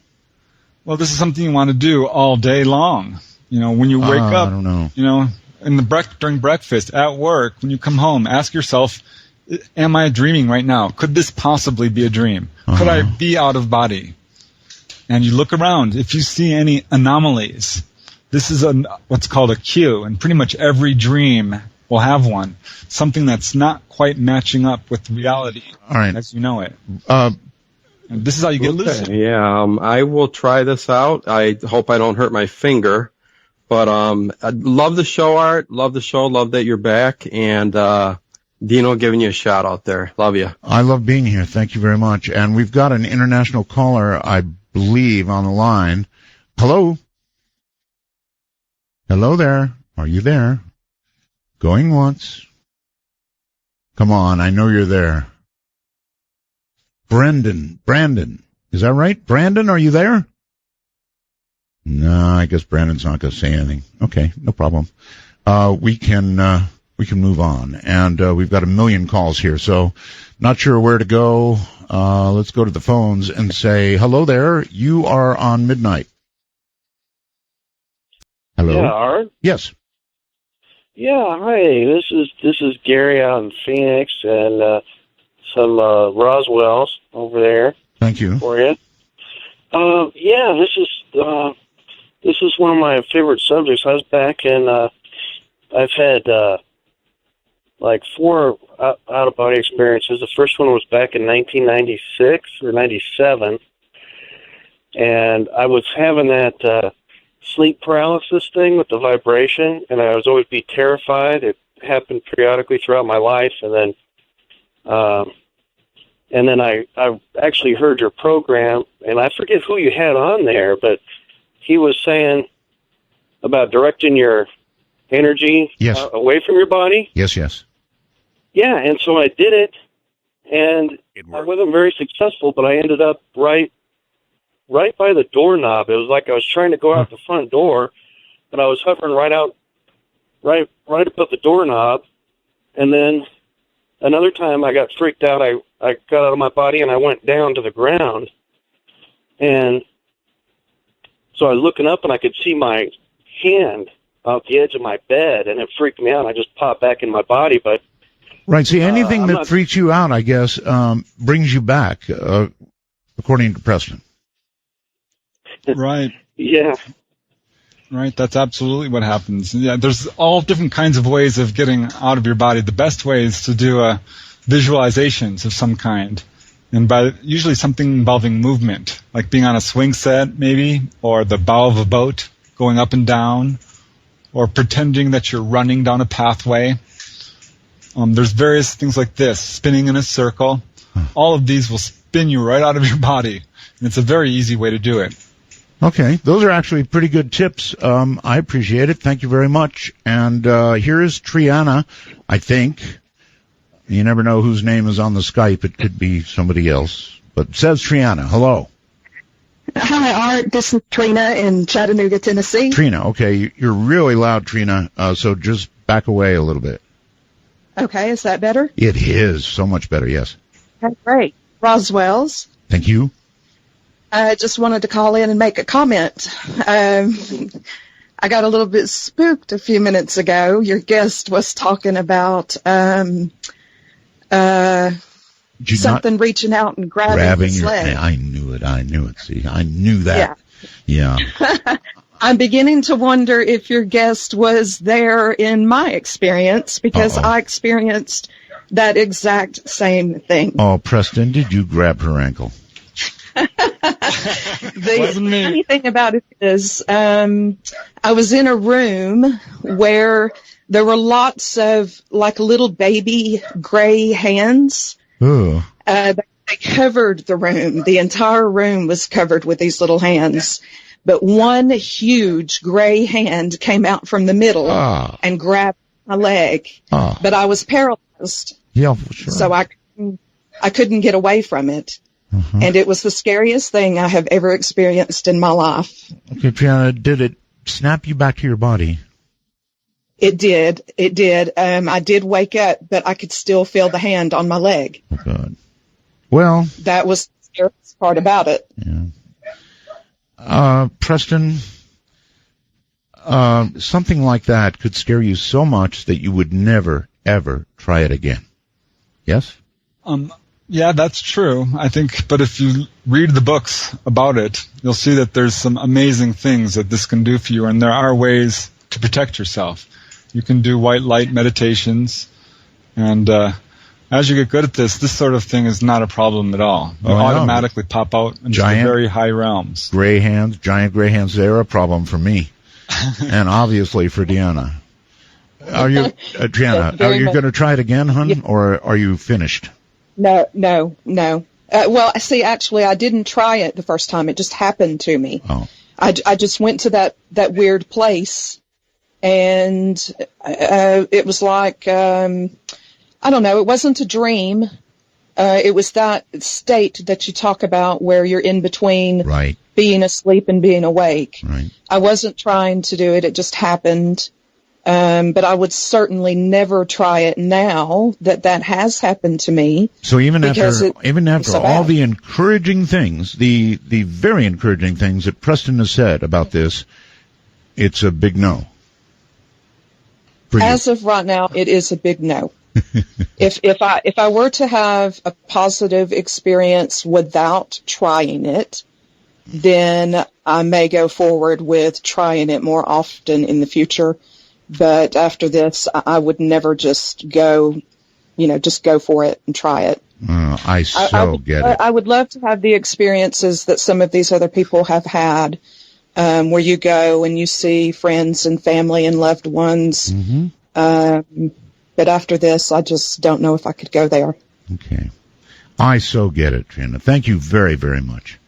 Thank you so much for taking my call, Art. Oh, you're very welcome. Really glad that you're back. Do it again. Call again. Thank you. So, Preston, there you go. She got scared so profoundly. Yeah, well, the thing is, this is something that I would encourage everyone to do, because sooner or later we are going to die. And it gives us a huge leg up. Yeah, but this is like practice. It absolutely is. And you can grow spiritually leaps and bounds by doing this kind of stuff. Not to mention the clinic. And here's another thing that we haven't even talked about. This wakens up your psychic abilities so profoundly that, I mean, I was coming home with dreams that were coming true on a pretty much daily basis, and it Really? translated into waking clairvoyance. And I've had so many, really profound psychic experiences as a result of doing this. Well, okay. I mean, those are encouraging words. Here's somebody called Tristamy21. Are you there? Hi there, Art. I get to see your picture, Yeah, it's a little offensive. Sorry about that. Well, yeah, it's two fingers, Up in the air. both, And both the thing is, I'm trying to send me a Canadian, message there. I was almost didn't answer you because of that. I'm sorry. Yeah, that's an old picture. You might want to modify that. I mean, not a lot of people would answer that, but No. Well, yeah. I go on screen, so what the heck? Yeah. Sorry about that. So anyway, go ahead. Oh, yeah, I've had something happen. It was when I was younger. I actually fell off a cliff and landed on my back, and I couldn't stand up. I couldn't move. It was like paralyzed. Wow. And it seemed like an out-of-body kind of experience. It was really surreal. Things were quite odd. Do you think you were conscious the whole time or not? I don't know. It was just really bizarre. I don't know how to explain it. Never felt anything like that in my life before, though. And I couldn't move, and then all of a sudden, after that, I got up and I could walk again. I thought I was paralyzed, though. How far did you fall? About 15 feet. Oh, my God. Yeah. Yeah, you should have been out cold, for sure. And maybe you were. Who knows? Well, yeah, I landed right on a rock on my spine, basically. Ay. Yeah. Okay, so maybe you went to the clinic. I didn't go anywhere. Well, I know. But I mean, you were Oh, okay. yeah. You said you got up and could walk. Yeah. I don't know what happened, how that happened. I thought I was paralyzed. Usually, you fall 15 feet onto a rock. Mm-hmm. No walkie. No walkie. You don't walk right. on, so... Well, what's interesting about that is that's getting the wind knocked out of you to the point where it's actually knocking you right out of your body, partially. And this is actually pretty commonly reported in falls. Really? People will find themselves standing next to their body for a brief second and then slip back in or feel kind of dissociated. They might see glows or just have difficulty, just like you're describing, actually. Exactly what's different. Do you see any kind of light or darkness or anything weird? Things seemed kind of lighter. It was a long time ago, but yeah. Still amazing. Yeah, I just can't even really describe it. All right, well, close enough. 15 feet onto a rock. My God. Yeah. Change the picture, trust me. Well, I'm lucky. Yeah, I can walk. Right. Like I said, change the picture. Yes, I will. I'll call you again soon, and please do. I'll have yes. a different one. Yeah, yes. I'll have a nice one. Something nice. Yes, that'd be nice. Most people, believe me, would not have answered that in a million years. Let's go to the phone. So many people. Spokane, Washington. You're on the air. Good evening. Preston is listening. How you doing, Art? Okay, sir. Goodness gracious, on the air. Hey, I was just going to say I've had several experiences out of body, and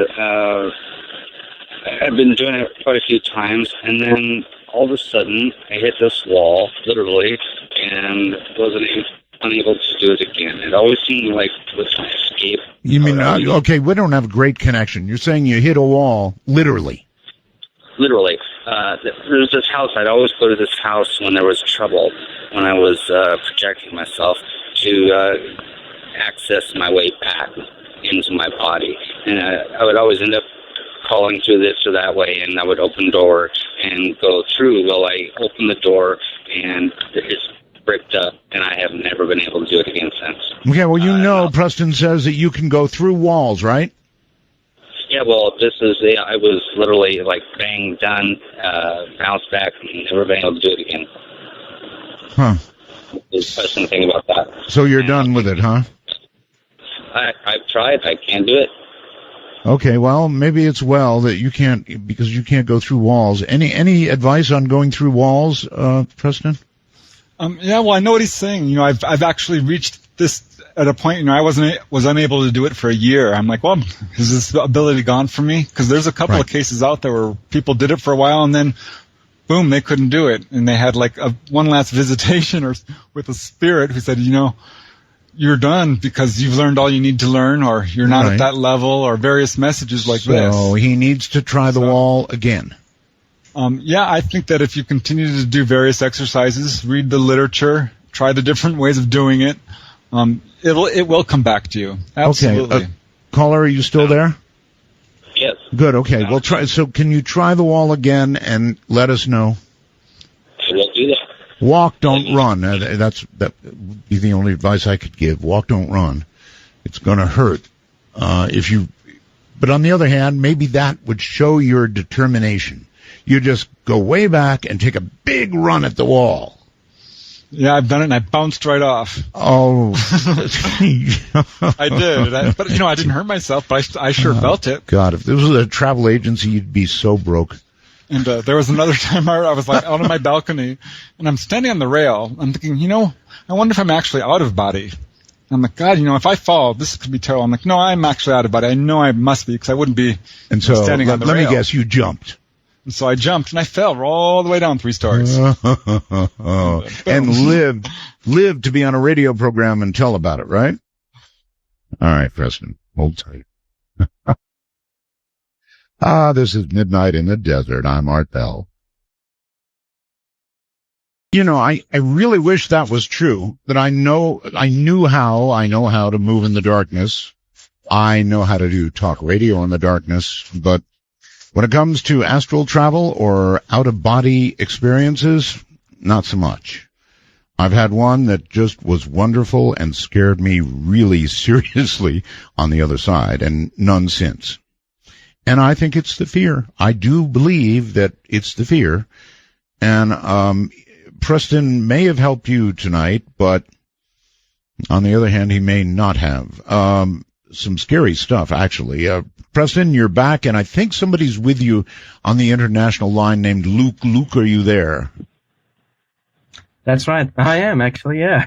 Good. I'm glad you're there, Luke. Where are you, by the way? I'm from Australia. I'm actually about 100 k's away from Melbourne in Geelong.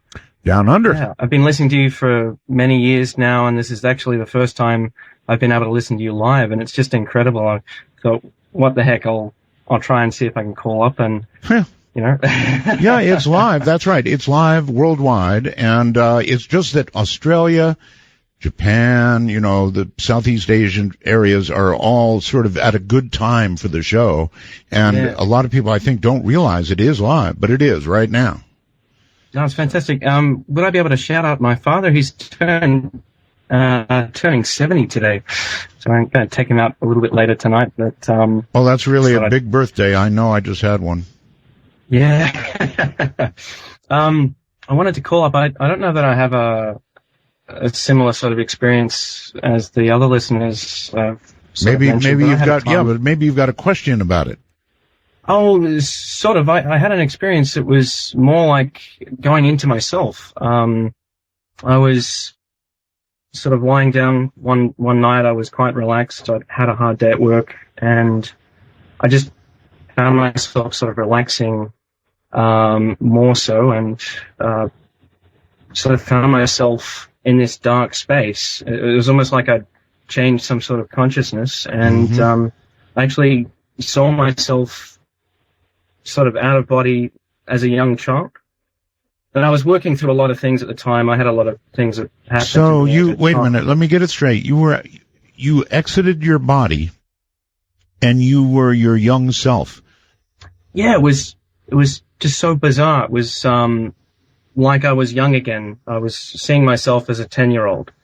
Wow. I mean, I'm 26 now. This probably happened maybe 8 or 9 months ago, but it was so bizarre, and I actually felt young again. I sort of felt my mind slow down to how it had when I was, that age. I was thinking about things that I hadn't thought about for many, many years. Wow. It was just insane. That's pretty wild. That's pretty wild. I mean, to actually feel young and to understand that feeling is pretty amazing. Preston? Yeah, I know exactly what you're talking about, Luke. What's really interesting is when you go out of body, time collapses to a certain extent. In fact, the farther you go, you can effectively travel in time. And sometimes when you pop out of body, you go to the past. You can go to your childhood or connect with that, or even the future for that matter. I get what you're talking about. I think it's so cool. I mean, just to feel that young again, to remember what it felt like. That'd be awesome. Yeah, it was fantastic. I mean, I suppose that was something I'd been sort of processing, I guess a little bit as well, and maybe subconsciously it came on. I'm not really sure. It was just really bizarre. I've had a few other times when I've sort of felt myself going back into that sort of place, but the age difference wasn't there. But it always seems like I'm going in on myself, not traveling out elsewhere.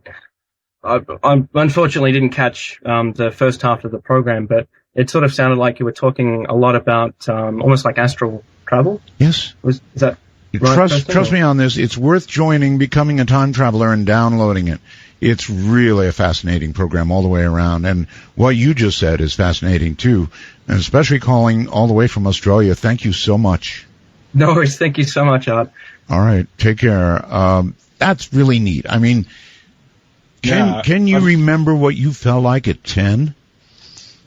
Well, not as well as I would like, but you can connect with it through the out-of-body thing for sure. Yeah, to have that fresh again would be awesome.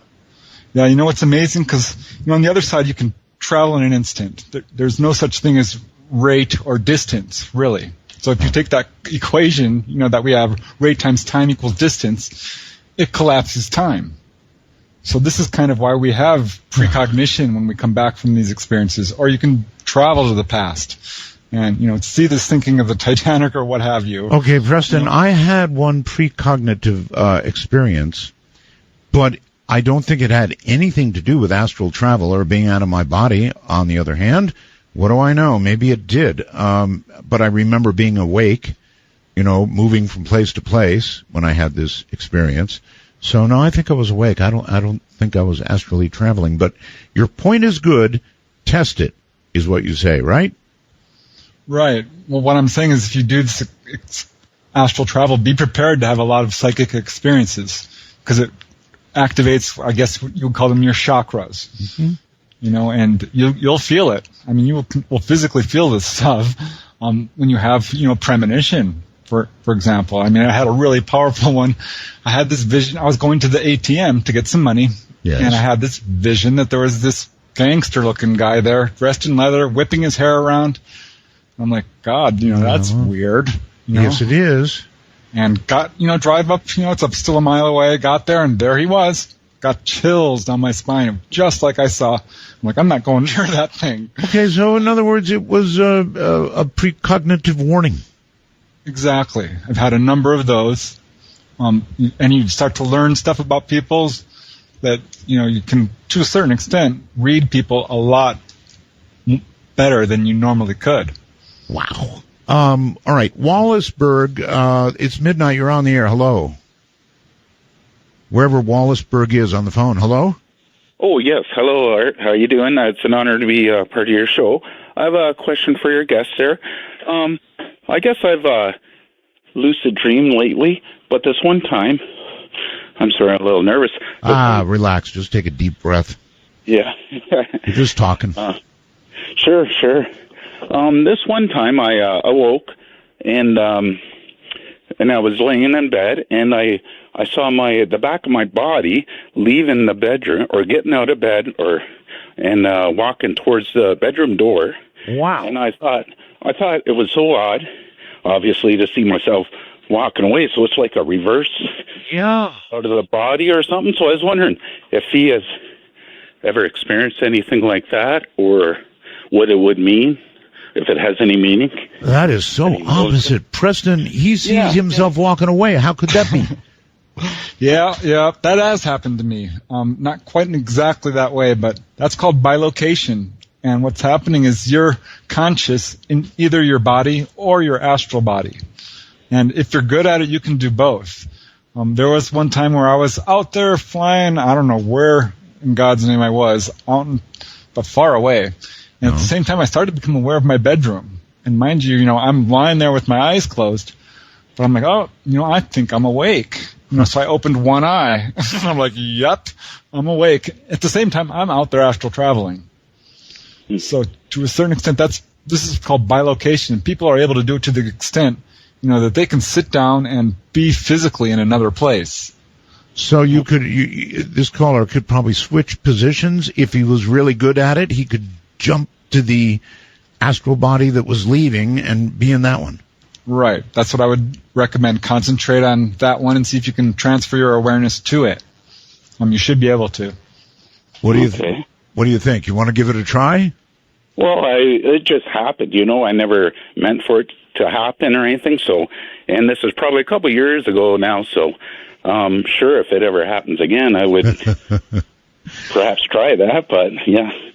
All right. Well, good luck with it, and I hope it works. Whew. This is a lot to take in. It really is. Let's go to Nick on Skype. Hi, Nick. Hello. Hello. Can you hear me? Oh, sure. Just fine. Hey, Art, long-time listener. I'm glad you're back. Thank you. Real quick, I just had a question for Mr. Preston. Has he ever confused, or I don't know how to put it another way, out-of-body experiences with lucid dreaming? Because I know that as a kid, I used to practice lucid dreaming a lot. Went on message boards reading about lucid dreaming, and I feel like a lot of what he's saying reminds me of lucid dreaming. That makes sense. Preston? Right. Well, most people who look into this agree that they're connected. There's no doubt. I think personally that a lucid dream is when you're projecting the reality around you. But the problem is you can be out of body in one of the higher dimensions and be doing this. So the definitions blur. It's hard to say where the line is between the two, but you can project out of a lucid dream into the physical world. Well, because I have felt the whole out of body experience thing. One time I was asleep on a couch and I was in a strange place, and all of a sudden I was half awake, half asleep, and I felt like there was someone sitting on my chest. A scary voice kind of came into my head, and I sort of saw myself in the room. But that only happened one time. But I've had lucid dreamings happen. I've had lucid dreams a lot more than that. And I felt like there was a distinct difference between those two things. You don't think there's a distinct, difference between the two? Well, there's sort of gradations, I would say. It's very hard to divide them apart because some people feel that the lucid dream is superior to the normal out-of-body experience. I think they're separate. There are certain levels to dreaming. In the very beginning, you have dreams, which are just the things you did throughout the day, the movies you saw. Then you move up to a psychological level of dreaming, where you're dealing with your fears and desires. And then you bring in lucid dreaming, and you can deal with those in a conscious way. But at some point, you don't dream like a normal person. You're awake all night and never actually fall asleep. And you understand the difference between a mental projection in front of you, depending on where you are. I mean, if you're in the physical world, or if on the other side where you're manipulating things, or you're in a consensus reality, like, the heavenly realms, where everyone agrees this is, the way it is. Okay. So it's hard to describe. Sure it is. All of this is hard for words. Caller, thank you. Yeah, no problem. And I'd just like to give a quick shout-out to Richard Hoagland. Looking forward to his show after this. I'm really enjoying it. And just remember to think of the suicides. Coming up at midnight. All right. Suicides. So sometimes I get into this state, Preston, where I think that I have not slept all night. And frankly, I haven't slept all night, but I have been in that little tiny gray area we were talking about, in and out of it, so much that I lose track of reality. That's the only way to put it. And I might have a dream that appears to be, or seems to be so real and so quick, and I'm just like in and out of this, if I can't sleep. Most of our dreams occur, I'm told, in that area between sleep and wakefulness. Is that true? Right, the REM state. Right. Absolutely. Right. But like I said, we all go out of body every night. And the truth is we're not unconscious. We're conscious on the other side. We're talking to our relatives. We're having experiences. We're planning out our days. Right. And then we catch snippets of this as we, go down in a gradation to the physical world. There's been times when I've been so far up there that I had to stop at each level and write this down in a dream diary, take that one down a level, and write that down, and so on until I'm finally like, am I really awake now? Uh-huh. So I guess it's pretty common stuff. Boy, we have got to take a break, so we're going to do that. With Preston Dennett as a guest, we indeed are raging through the night from the high desert and the great American Southwest. It just keeps getting better and better. Oh, we definitely are what's next. Hi, everybody. I'm Art Bell. This is Midnight in the Desert. My guest is Preston Dennett, and we're talking about OBEs. And I get messages on the computer, and so here is one for you, Preston. This comes from Joe, and he says, can OBEs allow you to travel to different points in time as well? Time. Yes. I mean, that's what the one caller said, right? He was 10. Right. It's really startling when it first happens. You're like, what's going on? But, yeah, you can travel to the past or the future. I think the future is a little bit harder because you get, probable realities and you're not sure if these things are going to happen or not. But you can try to travel to the past. I tried to see the Titanic, but I was not successful. Really? Yeah, I figured. So you can travel to important times in history. People have been successful at doing this. It's sort of a psychic, investigations. Sort of time travel, actually. Right, absolutely. We have the ability to do this. Time is not what we think it is. It's on the physical plane, at least, it's a fault of perception. The truth is, time is simultaneous. All right, all the way across the country.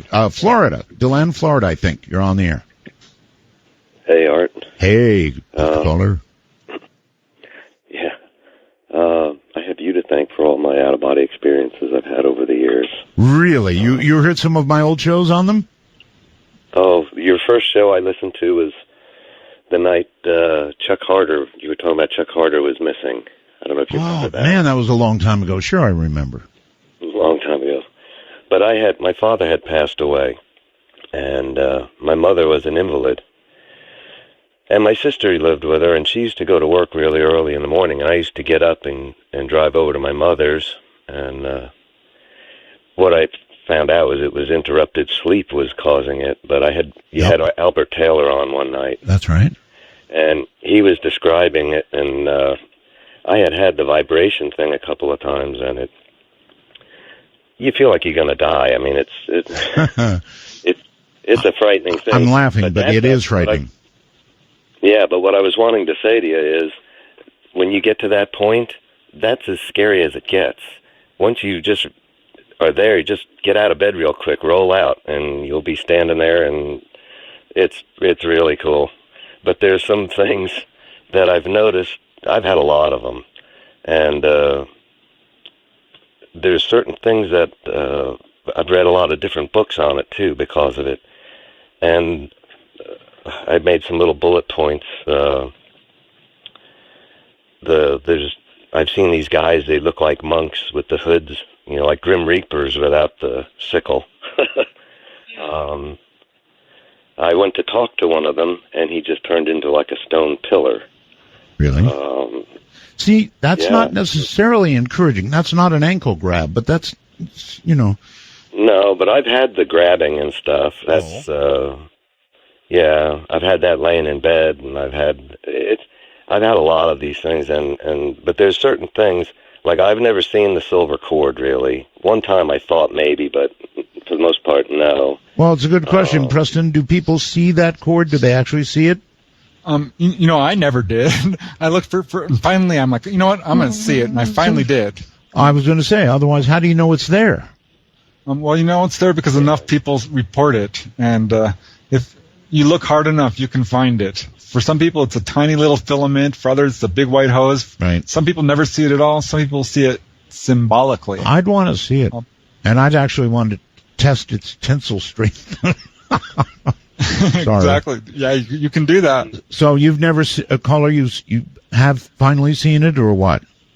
Not really. I had an obstruction in my vision one time, but when they talk about like commanding stuff, I think it was William Buhlman had in his book about clarity now. Oh, it's unbelievable. That really, you can see good. The other thing is sometimes when you're laying there when you've got the vibration thing going on, that third eye bit, that's pretty neat because all of a sudden you can see, but your eyes are closed. But yeah, it's just quite an experience. Well, right away, seeing with your eyes closed, that'd be a big tip-off right there.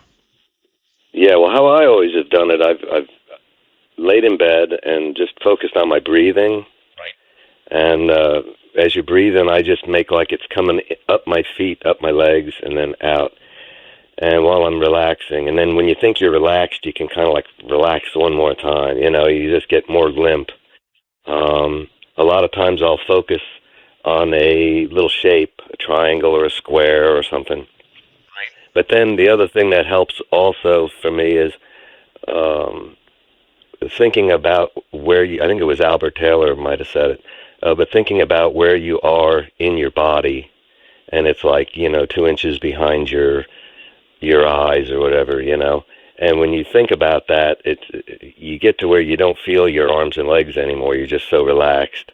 But that's usually when you hear the roaring sound or the people talking to you or what. I mean, it's very strange. But once anymore, I haven't had one in quite a while. But I noticed when I was doing it, I got to where I could have them pretty much every night if I wanted to. But it drains you something terrible. I mean, If you do it back to back, couple of nights, you feel like you've been hit by a truck. I mean, and then what happens is you get so tired, when you go to sleep, you just won't have one. But what did it for me was the interrupted sleep, and I didn't know what it was. And like say, going over to my mother's in the mornings there, and then laying back down to get another hour or two of sleep. And when I first had it, I didn't know whether to go to like the hospital or what, because that vibration feeling and you just feel like you're going to die, it's very unsettling. But like say, I had that several times and I had no idea what it was. But then I heard Albert on your show talking about it, and he was saying about, you have to just go with it. And it's scary to do, but the first time I did it, well, it's easy to say. It's easy to say, but it's not so easy to actually do if you're afraid. Well, no, I was afraid, and that was the thing that Albert, was saying, you just got to go with it. And I just got to the point where I wasn't enjoying having the vibration thing all the time. Oh no! And then, like I say, as soon as you roll out, that's gone. That's the scariest part. Once you get to that point, that's as bad as from there on. It's just really cool. Then you can. I've stood on the moon, Art, and looked at the Earth, and picked up a handful of. It was like beach sand. Just I did the same thing. Did the same darn thing. Really? Yeah, couldn't believe it. To hear you say that, it's so cool because that's exactly what I did. The first night that the first time I fell out of my body, and I was laying on the floor looking up at my legs on the bed, and it was like, and then boom, I was back. But then the next night, I was able to completely just roll out, and I got to the foot of the bed, and I was standing there. I could see my wife and myself sleeping, and I was a little hesitant to leave the room, and I did, like triple somersaults and stuff right there. It was just amazing. And then I was back, and after that I got brave, and I thought, okay, I'm going to go somewhere, and I dove through the front windows in the bedroom, which I thought was going to take me out into like my front yard. And I ended up in the tunnel with the light at the end. Wow. And that was quite a ride. And I got to the end of where the light was, and I stopped, and I thought, this isn't where I want to go right now. And I was right back up the tunnel and back in my body. I was about to ask really, you if you considered the John Lear thing at that point, but apparently not. Yeah, no, like I say, it's a lot when you have it happen to you. There's just a lot of information all at one time because it's. And the other thing, and I forgot who it was that mentioned it. Got to be really quick. We're coming up on break here. I think it was Albert Taylor had mentioned about your higher self. Right. And I've requested that one time, well, actually more than once, but it's like an inverted tornado over your top of you with just swirling, and it's the most intense euphoria you've ever could imagine, and it gets so intense it just bangs you right back in your body. I've never gone beyond that. All right. Well, that is the safety return, and this is where we have to safely depart. I'm Art Bell. This is Midnight. And my own news guy took a shot at me. Not really. Something about cell phones.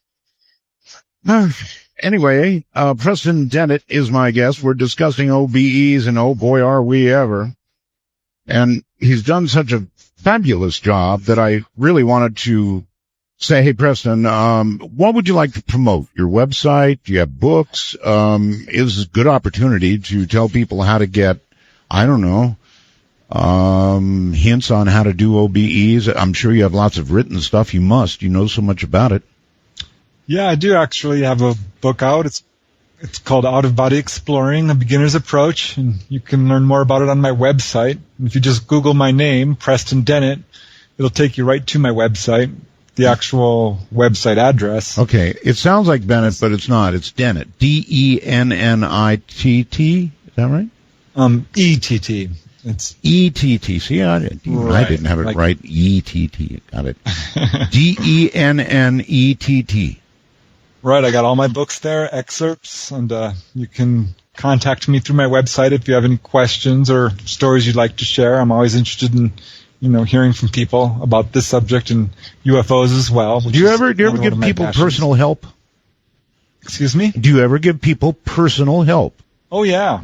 I counsel people through doing this. I think this is such a transformational experience, Art, that I think it's really important that people know about it. I do too. And oh my God, it just completely will transform your life. I really urge people to at least give it a try. All right, good enough. Donald, your turn. Hi, Art. Roswell's. Thank you. To both of you, actually. I was going to ask your guest how he feels about deja vu in relation to OBEs. Yeah, well, deja vu is a very interesting thing because I used to get it a lot, and it started to increase really profoundly when I was doing out-of-body travels. And what I found was I would have deja vu, and suddenly I would remember having this experience before to the point where I could actually predict it. I could predict the person's conversation, what was going to be on the radio, who was coming in at work, and things like this. And I realized that these were memories of, the travels I had done the previous day. So scarcely a day went by where I wasn't having, some sort of deja vu. Oh, wow. Do you think it's possible to transfer your soul, possibly, using OBEs? Wow. To transfer your soul? Into another vessel.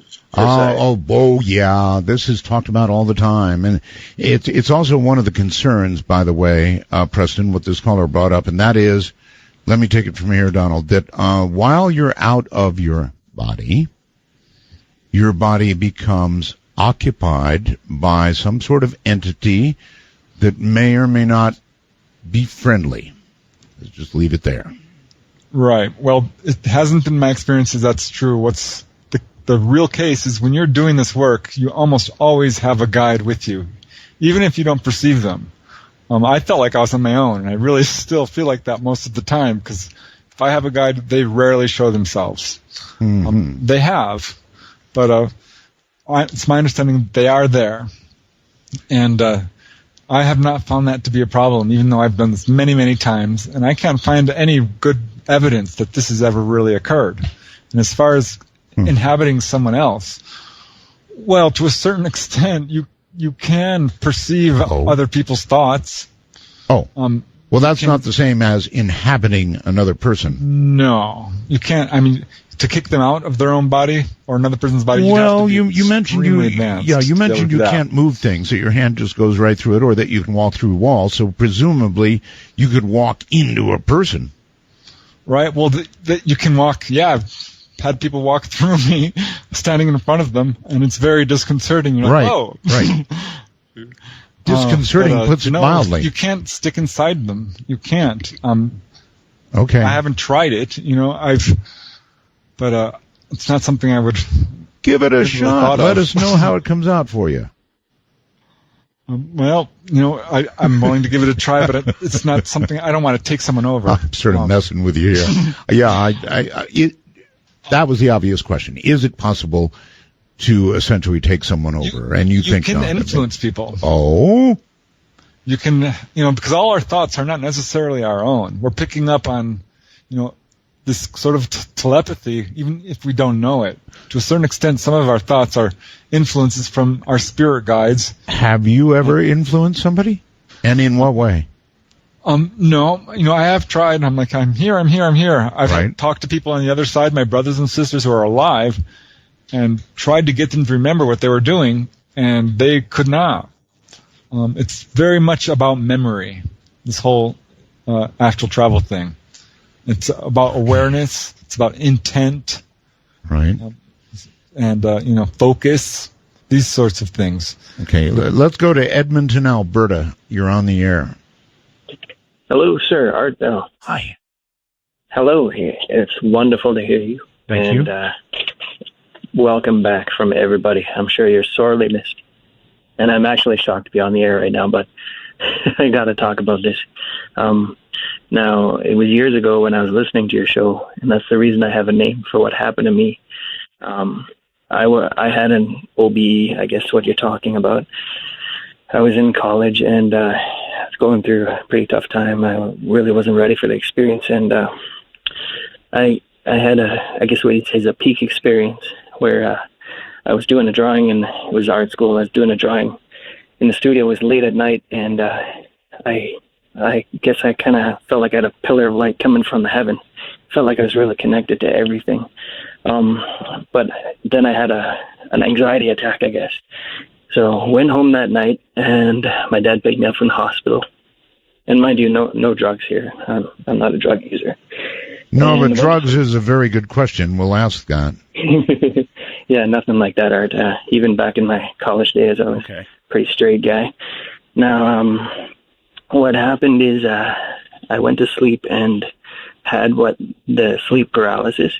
And shortly thereafter, I saw the roof of my bedroom, the stucco on the roof, and it looked like the room was bathed in a kind of like a street lamp light. Now, I missed the earlier part of the conversation, but I don't know if that's common.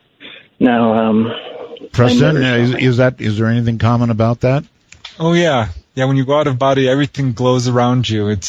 The whole world kind of glows, and the higher you go, the brighter it glows. Okay. Wow. Yeah, and I had like the buzzing and all that, and there was anyway. My question is kind of, does that sort of physical and mental anxiety tend to cause those experiences? Because I haven't had a full OBE since then, though I have had sleep paralysis quite frequently, and I still have it, but it doesn't frighten me as much anymore because I kind of learned to live with it, right? It used to terrify me. Now it doesn't so much, but I wonder if you could tell me about that. Right. Well, absolutely. Yeah. Fear of death is where this sort of thing is, I think, coming from. It's the most pervasive fear that we have. And this is something that confronts it head on. And it can cause extreme fear and anxiety and terror. And it's something that we all have to work through. And this is why it's such a great thing for, elevating you spiritually and working along the spiritual path. This is a great way to face your fears, I guess, is what I'm saying. All right. Let me ask you about drugs. There are those who say they have experiences very much as you have described, or part of what you have described, with certain mind-altering drugs. Is this an avenue you have experimented with or know about? I have not experimented with it. I haven't taken hallucinogens or any of these so-called, drugs which do apparently have an effect like this. And I do know of a couple of cases at least where people have had drug overdoses. And some of those people definitely go all the way to the light. They do, and they don't always come back, but some do come back with these profound out-of-body experiences that they've had. So it's possible to do it through the influence of drugs or as a result of drugs. It's not something I would recommend. Okay. There are various ways of doing this. People, do what you call diet purification things. You don't have to stop eating meat. I've done this under the influence of alcohol, which is, I guess, an interesting That is fact. interesting. You would think alcohol, which initially and for a very short time is a stimulant, but then becomes a depressant, I believe. It's much harder to do. I've noticed that. It's easier to do all this stuff if you're clear-headed, if you're not an angry person, if you don't have things you've procrastinated. Right. All these problems. But if you can work through all this sort of baggage within your personality. Got it. All right. It makes it a lot easier. All right. Let's go to Andy and whoever's with Andy in the background. Hi, Andy. Hello, Art. Yes, it's my baby's awake and my wife. That's who you've been hearing in the background. That's all right. Where are you? I'm actually in San Diego County, California. Okay. Well, on the air you are. Yes, actually, I don't know how much time you allow per caller, but this subject really speaks to me. It's something that I've experienced my whole life, really. Just to give you a little bit of background on me, I was born and raised in Haiti, so English is really my third language, I would say. Okay. And growing up, I've always had this experience of being outside of my body to the point where, as a child, I thought that was normal to leave your body and have different experiences at night. My goodness. So it was so common that to you it was normal. Yes, to me, I thought it was something that everybody had experienced to the point where I tried it in real life, per se, and during my dreams, I would fly all the time, and I tried that while I was awake, and I hurt my knees as a child. Really? Yes, I tried to fly in the hallway in my house, and I landed on my knees, and I hurt myself pretty badly.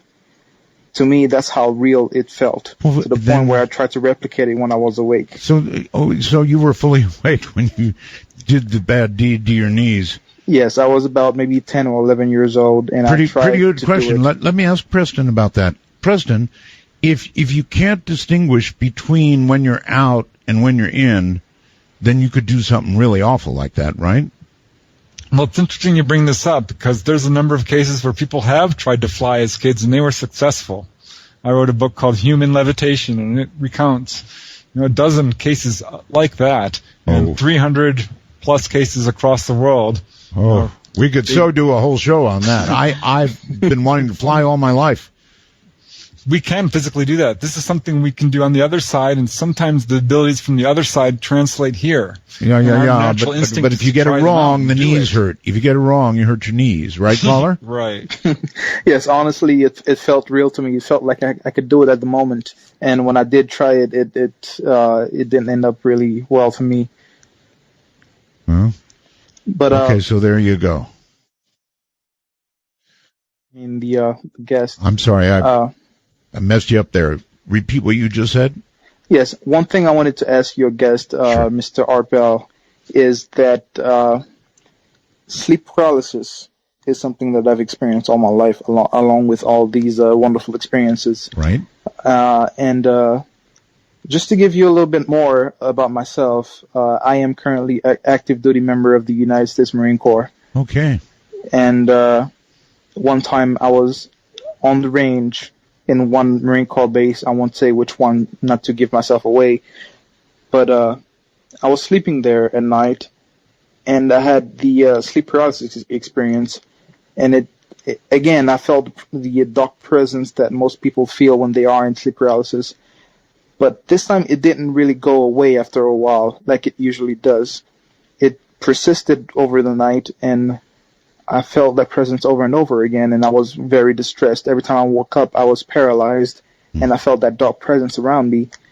And I felt like at one point there was a very good presence around me that came in order to help me get through that. And it showed itself to me in the form of a man. Would this be the guide, Preston? That's what I wanted to know. Would that be the spirit guide or the guardian angel or the higher self or whatever anybody would call it that came to me to help me through that tough time? Yeah, that very may well be. It sounds like it. You know, what the thing is, when you do these experiences, you start to increase your perception. You start to be able to see ghosts. And yes, I have been able to see ghosts or spirits my whole life, and it became common to me after a while. So yeah, you have to deal with that. You can sense bad energies, you can sense good energies, and it's a completely different world that we're dealing with here. But my question was that it gave me an